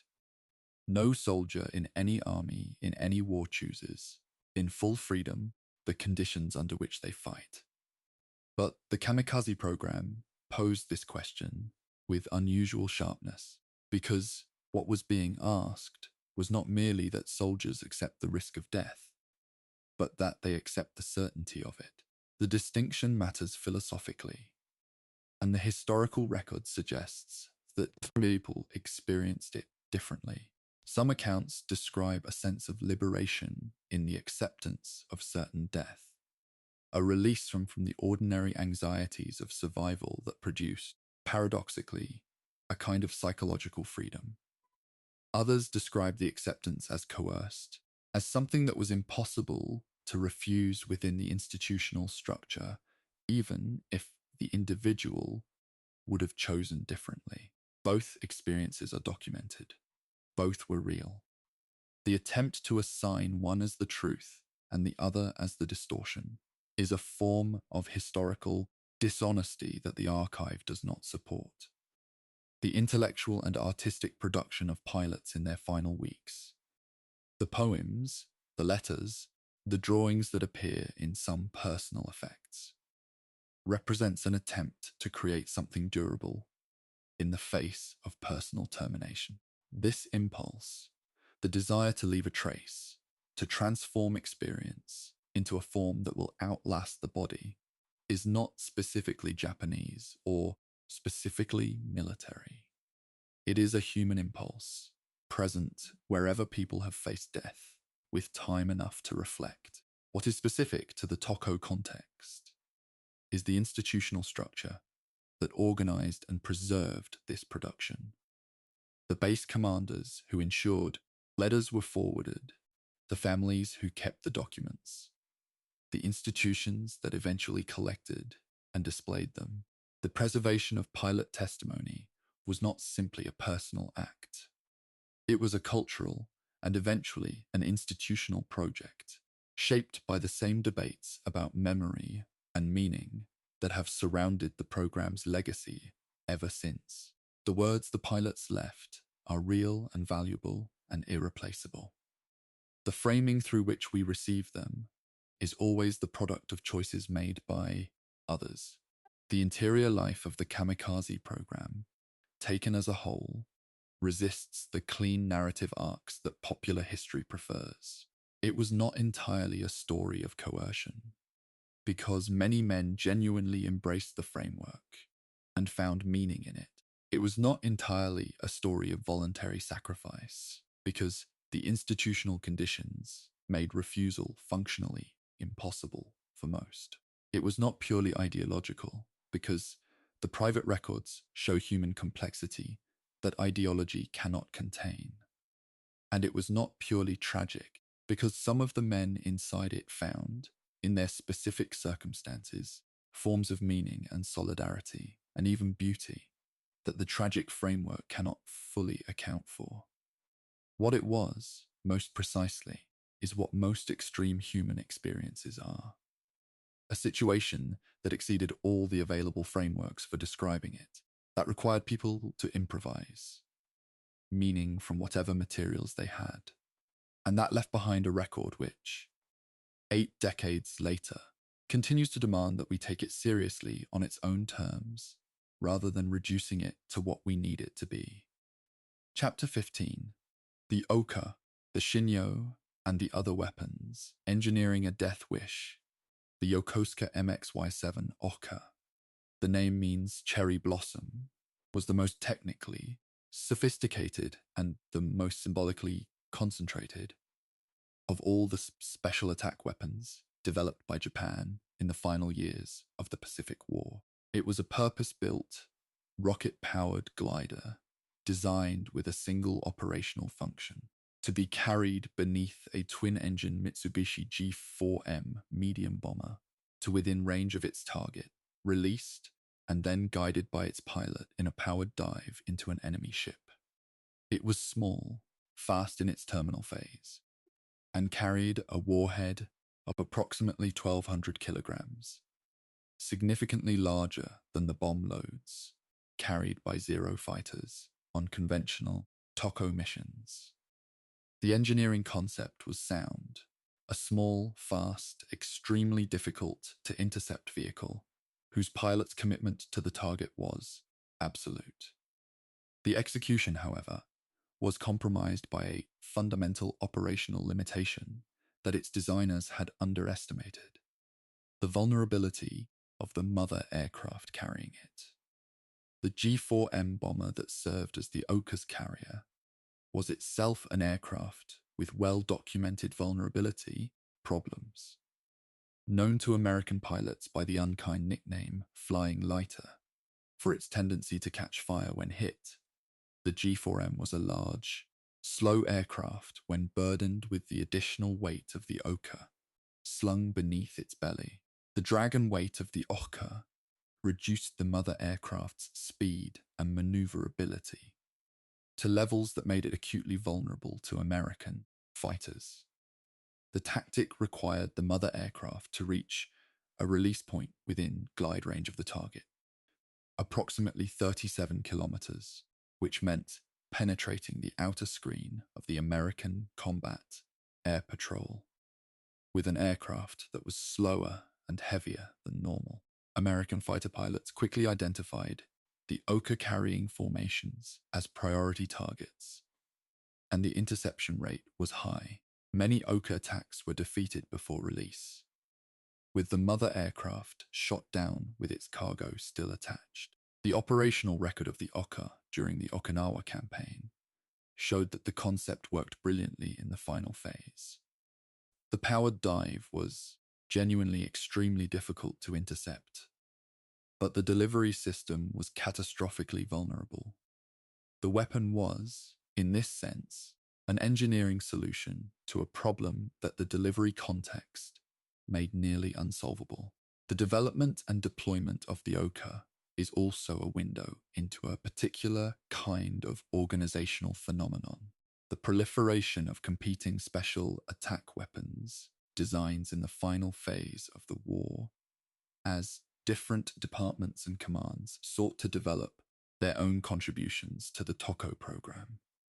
Naval aircraft designers, Army aviation bureaus, naval engineering departments, and various university-affiliated research groups all contributed designs for special attack weapons during 1944 and 1945. Some of these designs were serious engineering projects with genuine operational potential. Others were improvised devices of limited practical value that consumed resources and engineering talent that the war economy could not spare. The list of weapons in the broader special attack inventory is remarkable in its range. In addition to the Oka, there were the shiny surface boats, small, fast craft loaded with explosives, intended to ram enemy ships at the waterline. The Chiton Human, torpedoes, modified Type 93, torpedoes enlarged to accommodate a pilot who guided the weapon to its target, and various experimental submarine designs of limited practical effect. The Kaiten human torpedoes represent a special attack weapons program with its own distinct history and its own body of personal testimony that parallels, in many ways, the aircraft kamikaze narrative. Developed in 1943 and 1944, the Kaiten were large, modified Type 93 oxygen torpedoes with a cockpit inserted into the hull, allowing a pilot to steer the weapon directly toward its target. They were launched from conventional submarines that approached the target area submerged, after which the Kaiten pilots transferred from the submarine interior into their individual weapons through a connecting hatch. The weapons were not designed with escape mechanisms in any practical sense. The Kaiten program trained several hundred pilots who flew operational missions against American naval targets from late 1944 onward, with their most significant operation conducted against the anchorage at Ulithi Atoll in November 1944. The Kaiten program produced fewer confirmed kills than the aircraft kamikaze program and suffered from many of the same operational limitations: difficulty of target acquisition, vulnerability of the delivery submarines. But it represents the extension of the Toko logic into a completely different operational domain, demonstrating how thoroughly the concept had permeated Japanese special operations planning.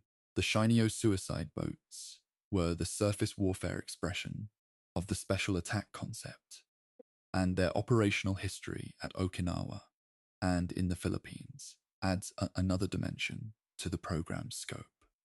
These were small wooden boats, typically about 5 meters in length, powered by converted automobile engines and carrying a charge of roughly 250 kilograms of explosive in the bow. The tactic was straightforward: approach an enemy ship at night or in low visibility, ram the bow into the hull below the waterline, and detonate the charge. Thousands of Shinyo were constructed and distributed across the Japanese-held island groups, concealed in caves and camouflaged positions along coastlines where American invasion forces were expected. Their operational effectiveness was limited. American forces learned quickly to patrol aggressively against small boat attack, and Shinyo operators faced the challenge of navigating at night toward heavily defended targets with limited speed and limited maneuverability. The boats were built in large numbers, but their contribution to the war's military outcome was marginal. What they represent in the larger story is the comprehensiveness of Japan's commitment to the special attack concept, the willingness to invest in every conceivable domain of warfare, from the air to the sea surface to the underwater. The engineering culture that produced these weapons is itself historically interesting, and it sits in deliberate tension with the mythological framing that surrounded the program publicly. The Oka was designed by engineers using mathematical stress calculations, aerodynamic tables, and operational analysis. The Kaiten was a technically sophisticated modification of an existing weapon requiring careful hydraulic and navigation engineering. The Shinyo required industrial-scale production planning. These were not mystical objects. They were the products of technical labor, of people sitting at drafting tables and working through problems of materials and propulsion and structural load. The coexistence of this entirely rational engineering process with the mythological and ideological framing of what the weapons were for. Divine, wind, cherry blossoms, national sacrifice is one of the most revealing features of the Toko program as a whole. It was simultaneously a modern industrial process and an ancient spiritual narrative, and both were entirely real, and neither fully explained the other. The question of pilot training for the Oka introduces a dimension of the program's human experience. that is distinct from the conventional kamikaze aircraft training narrative. Oka pilots were trained at dedicated facilities and went through a preparation process that included familiarization with the weapon's characteristics in unpowered glide tests before the final powered missions. The training was abbreviated by the standards of conventional aviation because the operational requirements were, again, narrowed by the one-way nature of the mission. But the Oka's handling characteristics, designed for speed and directional stability in the terminal, dive rather than for the varied maneuvering requirements of conventional flight, meant that the final approach was, in the accounts that survive, both extremely fast and extremely demanding. The pilot had seconds between release from the mother aircraft and the moment of impact, and those seconds were spent at speeds that required both technical competence and a quality of psychological focus that training could only partially prepare for. The men who flew the Oka were, in a sense, the most completely committed expression of the Toko concept, seated inside the weapon itself, released into a terminal arc, with no aircraft structure around them that implied any other function. The material constraints on Japanese weapons manufacturing in the final year of the war shaped the Special Attack Weapons Program in ways that are visible in the surviving production records. The Oka was constructed largely of wood, chosen not for its aerodynamic properties, but for the simple reason that aluminum was increasingly scarce and difficult to allocate to weapons that were not going to return. The Shinyo were wooden hulled for the same reason. The Kaiten used materials salvaged from decommissioned or damaged conventional torpedoes. The Special Attack Weapons Program was built, to a significant degree, from what was left over, from the materials that remained after the conventional war machine had taken its share. This material poverty was not primarily a limit on effectiveness. A wooden aircraft loaded with an explosive charge could still sink a ship, but it is a visible marker of where Japan stood in its industrial competition with the United States in 1944 and 1945, and it provides a physical, material confirmation of the strategic analysis that had driven the program's creation. Japan was not choosing the Toko approach from an abundance of alternatives. It was improvising from what remained. The post-war assessment of Japan's Special Attack Weapons Program by American and Allied technical intelligence provides one of the cleaner analytical perspectives on what the program actually accomplished in engineering terms. Technical intelligence reports compiled in the months after the surrender evaluated the Oka, the Kaiten, the Shinyo, and other devices for their operational characteristics and their military significance. The general conclusion was that the Oka's terminal performance was genuinely impressive. Fast enough, once released and rockets ignited, to be very difficult to intercept, but that its delivery system was fatally flawed. The Kaiten was assessed as more effective in principle than its operational record suggested, limited primarily by the vulnerability of the delivery submarines. The Shinyo was assessed as a nuisance weapon of limited capability against prepared defenses. These technical assessments were accurate in their narrow evaluations. What they did not capture, could not capture, being engineering analyses rather than historical ones, was the program's meaning as a total human and institutional phenomenon. The weapons were the external form. What they expressed internally is the subject the rest of this documentary has been tracing. The final paragraph on the weapons program requires a step back to the human beings who designed, built, and ultimately flew them. The engineers who worked on the Oka were professionals doing technical work under wartime conditions. Some of them, by post-war account, understood the moral dimensions of what they were designing, that the vehicle they were producing would not have an ejection seat because it was not intended to have one. Others, as is often the case in large institutional projects, focused on the specific technical problem in front of them and left the larger framing to others. The workers who built the Shinyo in production facilities across Japan were following production orders that came from institutional levels far above them. The chain of human agency that runs from the decision to create the program to the physical construction of its weapons to the final act of their use is a long chain with many links, and the moral weight along that chain is distributed unevenly and imperfectly. This is one of the enduring features of institutional violence in modern states.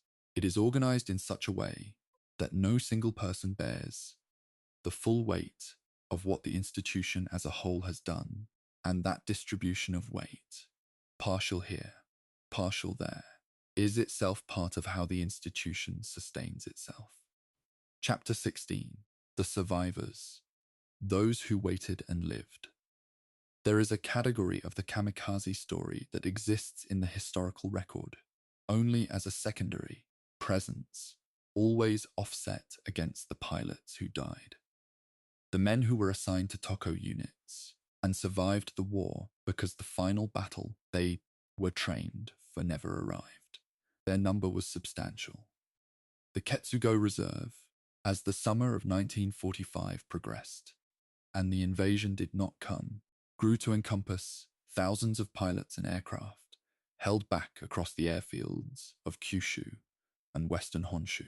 When the surrender came on the 15th of August, these men were alive.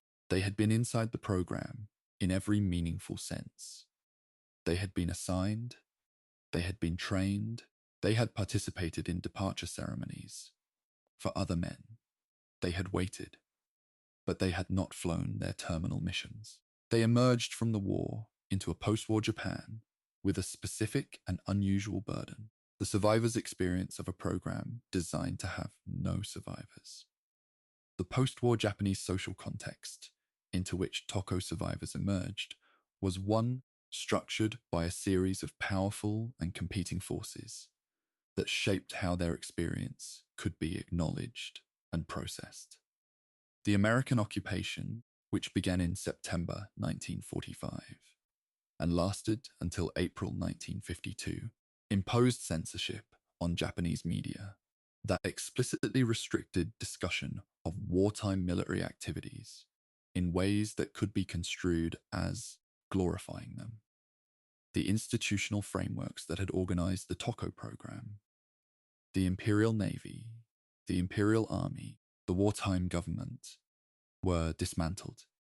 The official ideology that had given the program its meaning, emperor worship, state Shinto, the divine nation narrative, was formally repudiated under occupation pressure. The world in which the Toko assignment had made sense, in its own terms, had ceased to exist. The survivors found themselves in possession of an experience for which the surrounding culture had no current framework and which the official context actively discouraged them from discussing. The psychological literature on survivor guilt provides a useful, if imperfect, framework for understanding what Toko survivors described when they eventually began to speak. Decades later, in many cases, long after the occupation's constraints had been relaxed, and long after Japan had built a post-war identity that allowed some forms of wartime memory to surface. The experience of having been designated for death, having lived in that designation for weeks or months, and having survived not through any personal action or choice, but simply because the administrative process that was going to send you to die was cancelled by events beyond everyone's control. This is a psychological experience with no clean civilian analogue. Some survivors described feeling, in the immediate post-war period, a kind of illegitimacy. a sense that they had been preserved by accident rather than by anything they had done, while men they had known had died in the program's earlier phases. Others described a simpler, rawer feeling, relief, enormous and guilty, that they had not had to fly. The guilt attached to that relief. In a culture that had organized the experience of not dying as a kind of failure, was real and persistent for some men across their entire adult lives. The practical realities of demobilization and the return to civilian life occupied the foreground of most survivors' immediate post-war experience, because the material circumstances of Japan in the autumn of 1945 were stark enough to demand immediate practical attention. Cities had been bombed, food was scarce, transportation was disrupted, the economy was in collapse. The process of removing military uniforms and finding civilian work was not a smooth transition managed by a supportive infrastructure. It was an individual scramble within a society that had been substantially destroyed, and was beginning the enormous project of reconstruction. For men who had spent months or years in the specific enclosed world of a military base, organized entirely around one purpose, the re-entry into ordinary civilian life required a psychological recalibration that was, for many, genuinely difficult.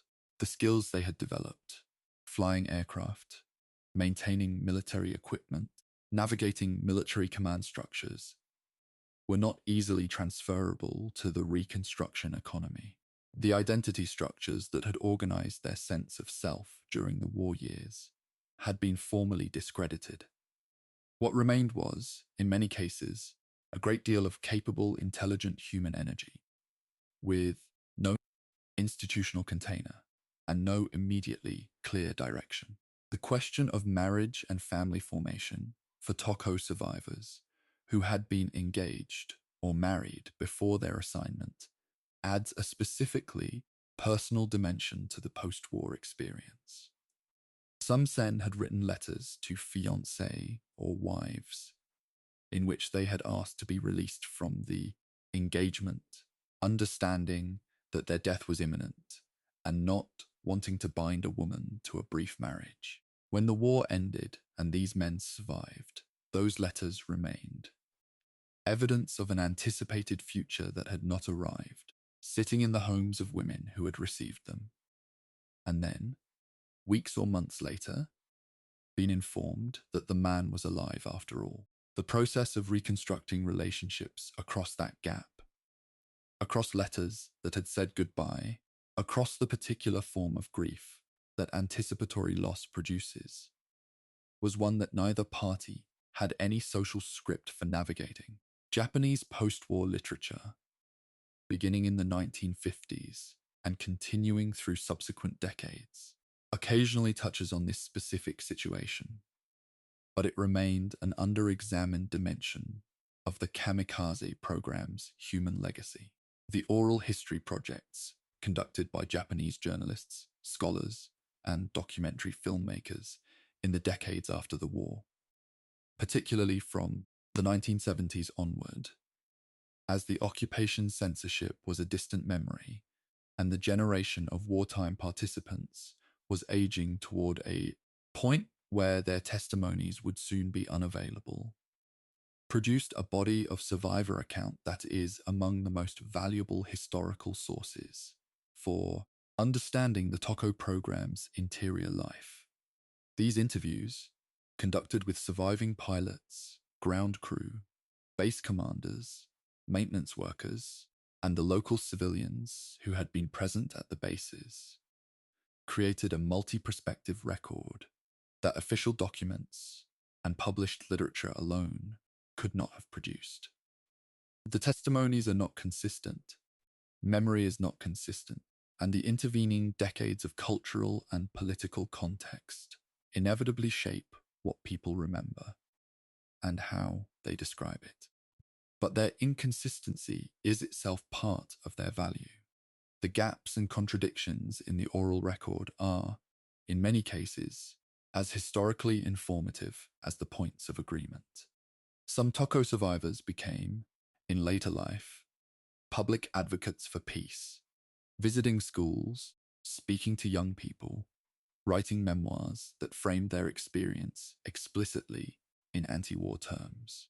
Others maintained a more ambivalent relationship with the program's legacy, neither fully repudiating the wartime framework nor fully endorsing the nationalist appropriation of the kamikaze memory by post-war right-wing groups.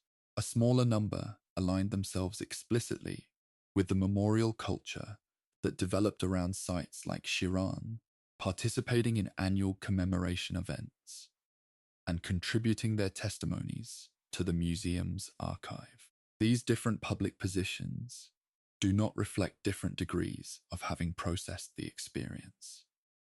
They reflect genuinely different conclusions, reached through genuinely different paths, by people whose specific circumstances inside the program had varied significantly. The range of survivor positions in post-war Japan is not a problem to be resolved. It is evidence that the program contained a range of human experiences that no single narrative can unify. The handful of pilots who aborted assigned missions, who returned to base having failed to locate a target or having experienced mechanical failure, and who were then reassigned, occupy a specific position in the survivor category that the historical record treats with particular delicacy. These men had, in some cases, made multiple attempts at their assigned mission before the war ended.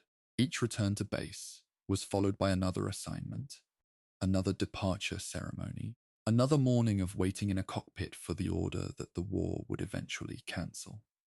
Their post-war testimony, where it exists, describes the experience of multiple near encounters with death in a way that is distinct from both the single assignment of most Toko pilots and the purely theoretical experience of the Ketsugo Reserve, who never flew. They had been close. They had been inside the terminal trajectory multiple times. And then, like everyone else in the reserve, they had survived not by escaping, but by the war ending around them. The physical health consequences of Toko service for survivors is a dimension that has received almost no historical attention. Perhaps because the program's primary association is with death rather than survival, and the medical literature of the Pacific War focused almost entirely on acute combat casualties rather than chronic health effects.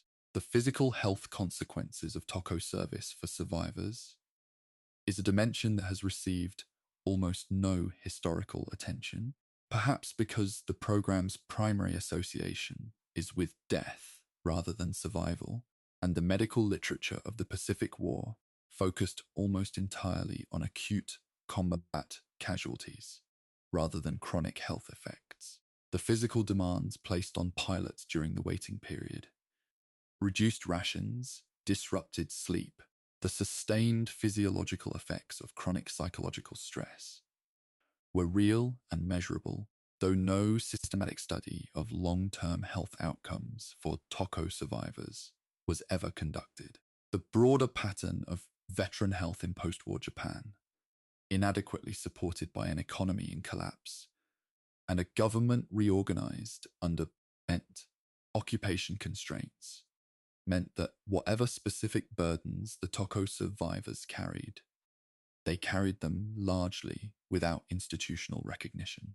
Some survivors in later oral history interviews mention physical ailments they attributed to wartime conditions, digestive problems, chronic fatigue, difficulties with vision, without being able to establish medical causation. The body remembers what the mind sometimes cannot directly articulate, and the physical legacy of the Toko experience belongs in the full accounting of what the program cost the people inside it.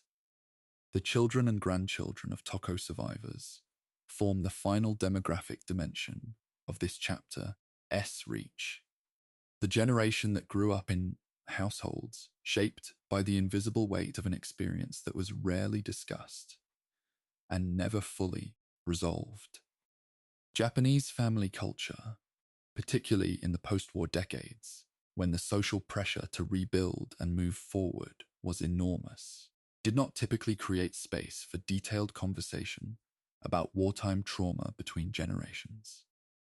The result, documented in memoirs and in Japanese sociological research on intergenerational transmission of wartime experience, was a pattern in which the specific content of the father's or grandfather's wartime service was often unknown to younger family members until late in life, disclosed in the final years before death, or discovered after death in papers and photographs and objects. The photograph of a young man in a flight suit, found in a box after a grandfather's death, is a specific kind of family discovery, one that opens a door into a past that the living man had chosen not to walk through in conversation. The history of the Kamikaze program is not finished. It is still arriving in households across Japan in the form of these late and partial disclosures, decades after the war ended. Chapter 17, Memory, Politics, and the Long Afterlife of the Divine Wind. The history of how the Kamikaze program has been remembered, commemorated, disputed, and politically deployed in the 8 decades since Japan's surrender is, in its own way, as complex and revealing as the history of the program itself. Memory is never politically neutral, and military memory least of all. The Kamikaze Pilots, thousands of young men who died in a losing cause, leaving behind extraordinary personal testimony embedded in an ideological framework that subsequent Japanese society was instructed to repudiate, presented the post-war Japanese state and Japanese civil society with a memorial problem of unusual difficulty. How do you honor the dead without endorsing the ideology that organized their deaths? How do you preserve the individual humanity of the pilots without allowing that preservation to be used as a rehabilitation of the broader wartime project? How do you tell a story about sacrifice and loss that is honest about the coercive dimensions of the program, while remaining respectful of the people who lived and died inside it? These questions do not have clean answers, and the history of kamikaze commemoration in Japan is largely the history of those questions being argued over and over, with the stakes remaining high. The immediate post-war period, as noted in the previous chapter, was governed by occupation censorship that suppressed public discussion of the program in contexts that might be construed as glorification. This suppression lasted until the occupation's end in 1952, and the memorial culture that emerged afterward developed in a Japan that had spent 7 years officially avoiding the question of how to remember. The first major wave of kamikaze memoirs and personal testimonies appeared in the 1950s, often framed by their publishers and authors in explicitly pacifist terms, presenting the pilots as tragic victims of militarism, their deaths as evidence of the catastrophic human cost of the war Japan had waged, their testimony a warning against the repetition of such experience. This framing served several purposes simultaneously. It allowed the pilot's experience to be acknowledged and honored. It positioned the authors and publishers as aligned with post-war Japan's officially pacifist orientation, and it managed the political risk of commemorating men who had died serving an ideology that the post-war state had formally disavowed. The Yasukuni Shrine in Tokyo is the central site of Japan's most politically contested military memory, and the kamikaze pilots are enshrined there alongside all other Japanese military dead. The shrine, which, in its modern form, enshrines the spirits of approximately 2,400,000 Japanese military personnel who died in wars from the Meiji era onward, has been the subject of intense political controversy in Japan and across East Asia for decades. The enshrinement in 1978 of 14 Class A war criminals from the Tokyo War Crimes Tribunal, men convicted of bearing primary responsibility for the wars of aggression Japan waged, transformed the shrine's political meaning in ways that make visits by Japanese officials a perennial diplomatic crisis. For the Kamikaze Pilots specifically, the Yasukuni connection creates a specific form of memorial entanglement. Their individual human stories and their personal testimony are genuine and valuable historical material, and yet they are enshrined in an institution whose political role in Japanese nationalisms makes straightforward memorial engagement with their legacy very difficult. The shrine cannot be separated from its political context, and that context colors every attempt to engage with the pilot's memory through its framework. The Chiron Peace Museum, as discussed in an earlier chapter, represents an alternative memorial institution whose framing is explicitly oriented toward peace rather than toward nationalist commemoration. The museum's curators have consistently emphasized the youth of the pilots, the poignancy of their letters, and the anti-war lessons that can be drawn from their experience.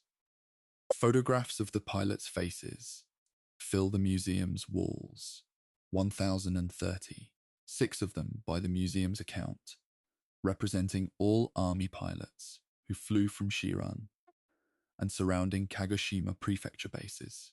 The museum has been both praised and criticized. Praised for preserving an extraordinary archive of personal testimony that might otherwise have been lost.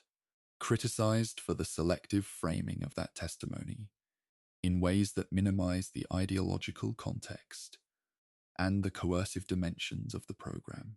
The UNESCO Memory of the World Rejection in 2014, mentioned in the previous chapter, prompted a significant internal debate within Japan about how the pilot's letters should be framed in any future international heritage application. That debate remains unresolved, and it reflects a genuine intellectual problem. The letters are human documents of real historical and literary value, and the institutional context in which they were produced was one that serious historical scholarship cannot simply bracket. The political uses of kamikaze memory by Japanese nationalist movements in the post-war decades represent a dimension of the program's legacy that the memorial institutions prefer not to foreground, but that historical honesty requires addressing. Right-wing nationalist groups in Japan have, across the post-war period, drawn on the kamikaze pilots as symbols of the traditional Japanese spiritual values that they argue the post-war constitutional order and American-imposed pacifism have suppressed. In this framing, the pilots are not tragic victims of militarism, but exemplars of a Japanese national character. Loyal, selfless, spiritually pure, that should be honored and preserved.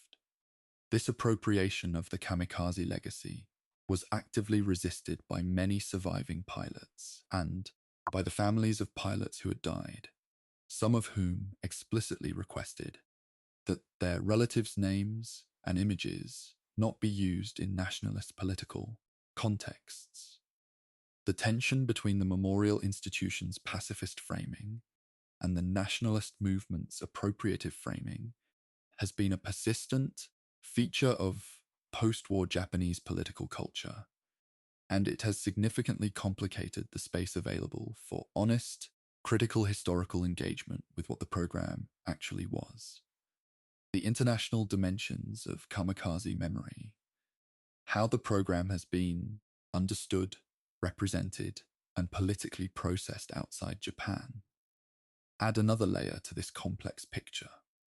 In the United States, where the most direct institutional experience of the kamikaze attacks is held, the program has generally been incorporated into the broader narrative of the Pacific War as evidence of Japanese fanaticism and the necessity of the atomic bomb, a narrative that serves specific political purposes, and that, like all such narratives, requires selective emphasis and selective omission.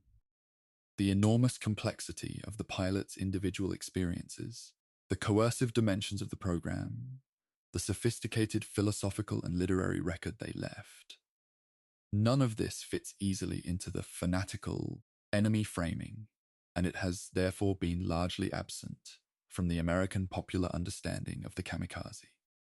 In China and South Korea, the kamikaze program is embedded in the broader context of Japanese wartime militarism and aggression, and its commemoration in Japan is viewed with suspicion as potential rehabilitation of the ideology it served. Each of these international framings captures something real and omits something real, and none of them is sufficient to the actual historical complexity of what the program was.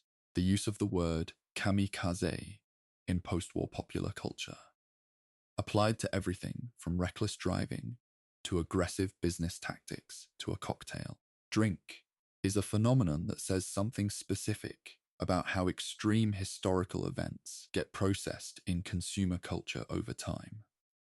The word lost, in its popular appropriation, almost all of its specific historical content. It retained only a general sense of recklessness or self-sacrificing intensity, stripped of the particular human, institutional, and strategic context that gave the original program its full meaning. This process, the reduction of a complex historical phenomenon to a pop culture signifier, is not unique to the kamikaze experience. It happens to almost every major historical event that passes through the filter of mass media and commercial culture. But it is worth noting, in a documentary that has spent many hours trying to restore the historical complexity that popular appropriation strips away, because the gap between kamikaze as a pop culture word and the historical reality documented in this series is as wide as any such gap in modern military history. The 50th and 60th anniversary commemorations of the war's end in 1995 and 2005 brought the memory of the kamikaze program into public focus in Japan in ways that produced both careful historical reassessment and renewed political controversy. The 1995 anniversary was particularly significant. It coincided with a moment of genuine national introspection in Japan about the war's history, prompted in part by the 50th anniversary of the atomic bombings, and in part by the broader international context of the war's commemoration. A substantial body of academic historical work appeared in this period, drawing on newly accessible archives and applying more critical analytical frameworks to the program's history than previous popular accounts had typically employed. The result was a more nuanced picture in Japanese scholarly literature, even as the popular and political discourse remained contested. The scholarly work of this period, examining the coercive dimensions of the program, the complexity of the pilot's expressed views, the gap between official ideology and private experience, has been the foundation for much of the historical understanding that this documentary has drawn on. The question of whether the kamikaze pilots should be considered victims of the war, heroes of the war, or something more complex than either category captures has been a persistent theme in Japanese public discourse for 8 decades. The binary between victim and hero is, in this case, particularly inadequate because the pilots were neither purely passive objects of institutional violence nor freely choosing agents acting in complete self-determination. They were people in a specific structural position, young, trained, institutional subjects of a military in extremis, who responded to that position in ways that varied enormously across individuals, and that cannot be fully captured by any single evaluative category. The most honest position, and the most historically defensible, is to resist both the heroization and the victimization, and to insist on the full complexity of their individual situations, the coercive pressures and the genuine commitments, the ideological formation and the private resistance, the institutional role, and the irreducible personhood. This is not a satisfying position in the sense of providing a clean moral verdict. It is satisfying in the deeper sense of being true to what the historical record actually shows. The ongoing relevance of the kamikaze program's history to contemporary discussions of suicide terrorism, asymmetric warfare, and the use of human beings as weapons in ideologically motivated conflicts is something that military historians and political scientists have examined with increasing attention in the post-2001 geopolitical environment. The structural similarities between the TOCO program and various forms of politically and religiously motivated suicide attack in the contemporary world are real and have been noted in analytical literature. The differences are equally real and equally important. The institutional context, the state apparatus, the specific cultural and historical frameworks, the nature of the coercive pressures involved. These differ in ways that make direct analogical reasoning dangerous. The kamikaze program is not a template for understanding contemporary suicide violence, and contemporary suicide violence is not a key to understanding the kamikaze program. Each requires its own specific historical and contextual analysis. What the comparison can usefully illuminate is the more general question of how institutional structures and ideological frameworks interact with individual psychology to make extreme acts available and perhaps inevitable for specific people in specific circumstances, a question that has no era-specific answer. The future of kamikaze memory in Japan is, as of the mid-2020s, genuinely uncertain. The generation of direct survivors, pilots who were assigned to TOCO units and lived, ground crew who prepared the aircraft, local civilians who witnessed the departures, family members who received the letters, has largely passed. The primary sources of living testimony are now the second-generation relatives and the institutional archives. The demographic passing of the survivor generation removes a human brake on the simplification of the program's memory.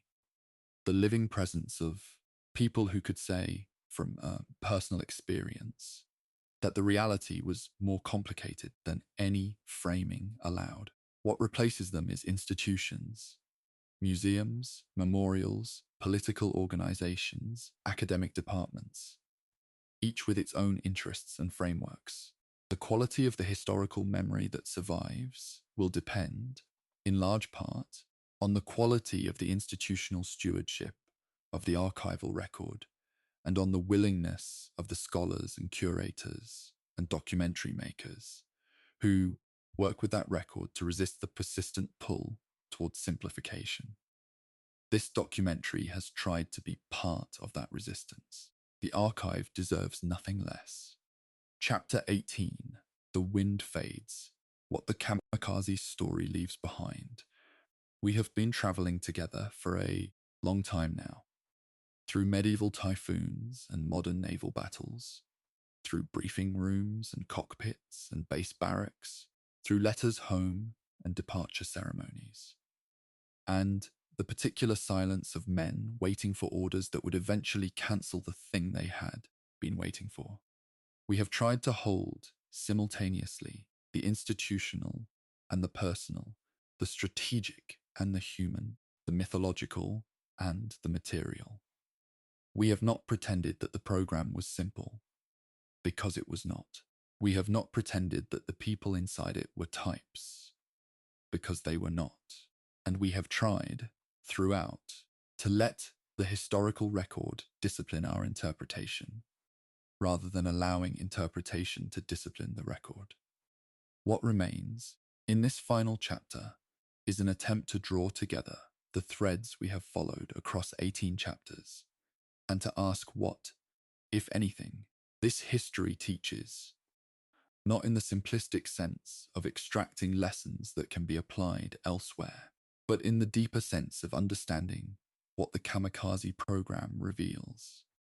About the human capacity for institutional organization of extreme experience. The first thing the Kamikaze program reveals is the extraordinary plasticity of human institutional behavior under conditions of extreme pressure. In a period of less than a year, from October 1944 to August 1945, the Japanese military transformed a localized, improvised tactical experiment involving 23 pilots at one airfield into a national program involving thousands of pilots, hundreds of aircraft, multiple command structures, dedicated training facilities, purpose-built weapons, and an elaborate ceremonial and ideological apparatus. This transformation was accomplished in the context of an active war, a deteriorating industrial base, a fuel shortage, sustained American bombing of the home islands, and the progressive degradation of every other aspect of Japanese military capability. The organizational achievement. And it was an organizational achievement, regardless of how one evaluates its ethics or its strategic wisdom, tells you something important about what institutions can do when they are committed to a course of action and sufficiently desperate in their commitment to it. The Kamikaze program is, among other things, a case study in the relationship between institutional urgency and organizational capacity. The second thing it reveals is the extraordinary range of human response to extreme institutional demand across the full population of people who were inside the TOCO program. Pilots, ground crew, commanders, local civilians, families. There was no single response. There was not the uniformity that official ideology demanded, nor the uniformative passive victimhood that a certain critical narrative imposes in its place. There was a full human range, genuine conviction alongside private doubt, acceptance alongside resistance, extraordinary courage alongside ordinary fear, ideological formation alongside independent reflection. This range is not a complication to be explained away. It is the central finding of any honest engagement with the available historical sources. The Kamikaze program did not produce or require identical human beings. It produced people in a specific structural position whose responses to that position were as varied as human responses to extreme circumstances always are. The third thing it reveals is the particular power and danger of institutional mythology, the divine wind narrative, the 7-century-old legend of supernatural intervention that was resurrected, packaged, and operationalized by the Japanese wartime state, worked in the sense that it provided the program with a cultural framework that made it ideologically coherent and emotionally resonant for a significant portion of the population. It connected an immediate military emergency to a deep tradition of national identity. It positioned the deaths of young men as continuous with the most sacred elements of Japanese history. And it did this with remarkable efficiency because the raw material, the legend itself, already loaded with centuries of accumulated meaning, was already present in the culture and required only activation rather than construction. The lesson this teaches about how political institutions use mythology is not specific to Japan or to the 1940s. Governments have always understood that the most powerful ideological tool is not a new idea, but an old one repurposed. A story that people already believe, redirected toward a new instrumental end. The fourth thing the Kamikaze program reveals is the systemic inadequacy of conventional military ethics to address weapons systems that require their operators to die. The ethics of warfare, the just war tradition, the laws of armed conflict, the military codes of conduct that govern behavior in the Pacific War were not designed with this possibility in mind. A combatant who fires a weapon and retreats to fight another day inhabits a very different ethical universe from a combatant who is the weapon. The legal and moral categories that distinguish legitimate from illegitimate acts of war assume, as a baseline, that combatants are trying to survive. The TOCO program dissolved this assumption, and neither the wartime legal framework nor the post-war military ethics tradition that developed from Nuremberg onward has ever fully grappled with what that dissolution means for the ethics of combatant status, for the obligations of commanders who organize such programs, and for the rights of individuals asked to participate in them. These are not merely academic questions. They remain unresolved in contemporary military ethics, and the Kamikaze program is their most extensively documented historical case. The fifth thing the program reveals is the gap between strategic theory and strategic reality that characterizes almost every military program built on the premise that sufficient human sacrifice can compensate for material inferiority. The TOCO program was, from its inception, a substitute for capabilities that Japan no longer possessed. The experienced pilots, the industrial production, the fuel supply, the operational freedom that had characterized Japanese naval power in 1941 and 1942. It was an attempt to solve a material problem with a human solution. And while it worked, in the narrow tactical sense, it achieved a hit rate higher than conventional operations by pilots of comparable experience. It could not address the material deficit from which it grew. The Americans could replace every ship the TOCO program damaged. Japan could not replace the pilots the program consumed. The strategic arithmetic was as unfavorable at the end of the program as at its beginning, and no amount of tactical effectiveness could alter it. This finding, that human sacrifice cannot compensate indefinitely for material and industrial inferiority, was not new in 1945. History had established it repeatedly before. It will establish it again. The sixth and perhaps most important thing the Kamikaze program reveals is something about the nature of individual humanity within institutional structures of extreme coercion. The pilots of the TOCO program did not cease to be individuals because they were inside the program. Their individuality, their specific memories, relationships, doubts, hopes, jokes, fears, poems, and requests for food from home persisted within the institutional framework that was organizing their deaths. The letters and diaries they left are evidence of the most direct and compelling kind that the full human person does not disappear inside an extreme institution.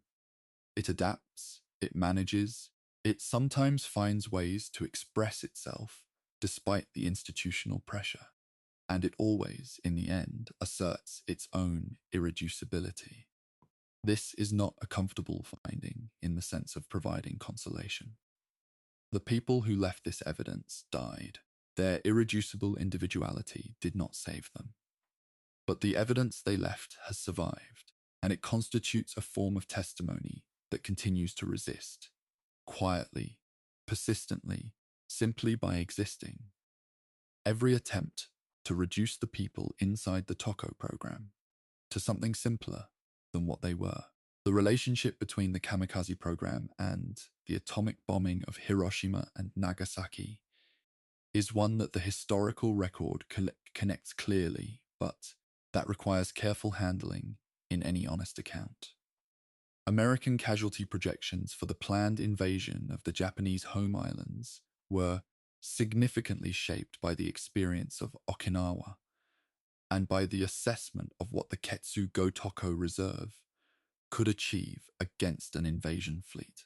Those projections influenced, though they did not solely determine, the decision to use atomic weapons against Japanese cities.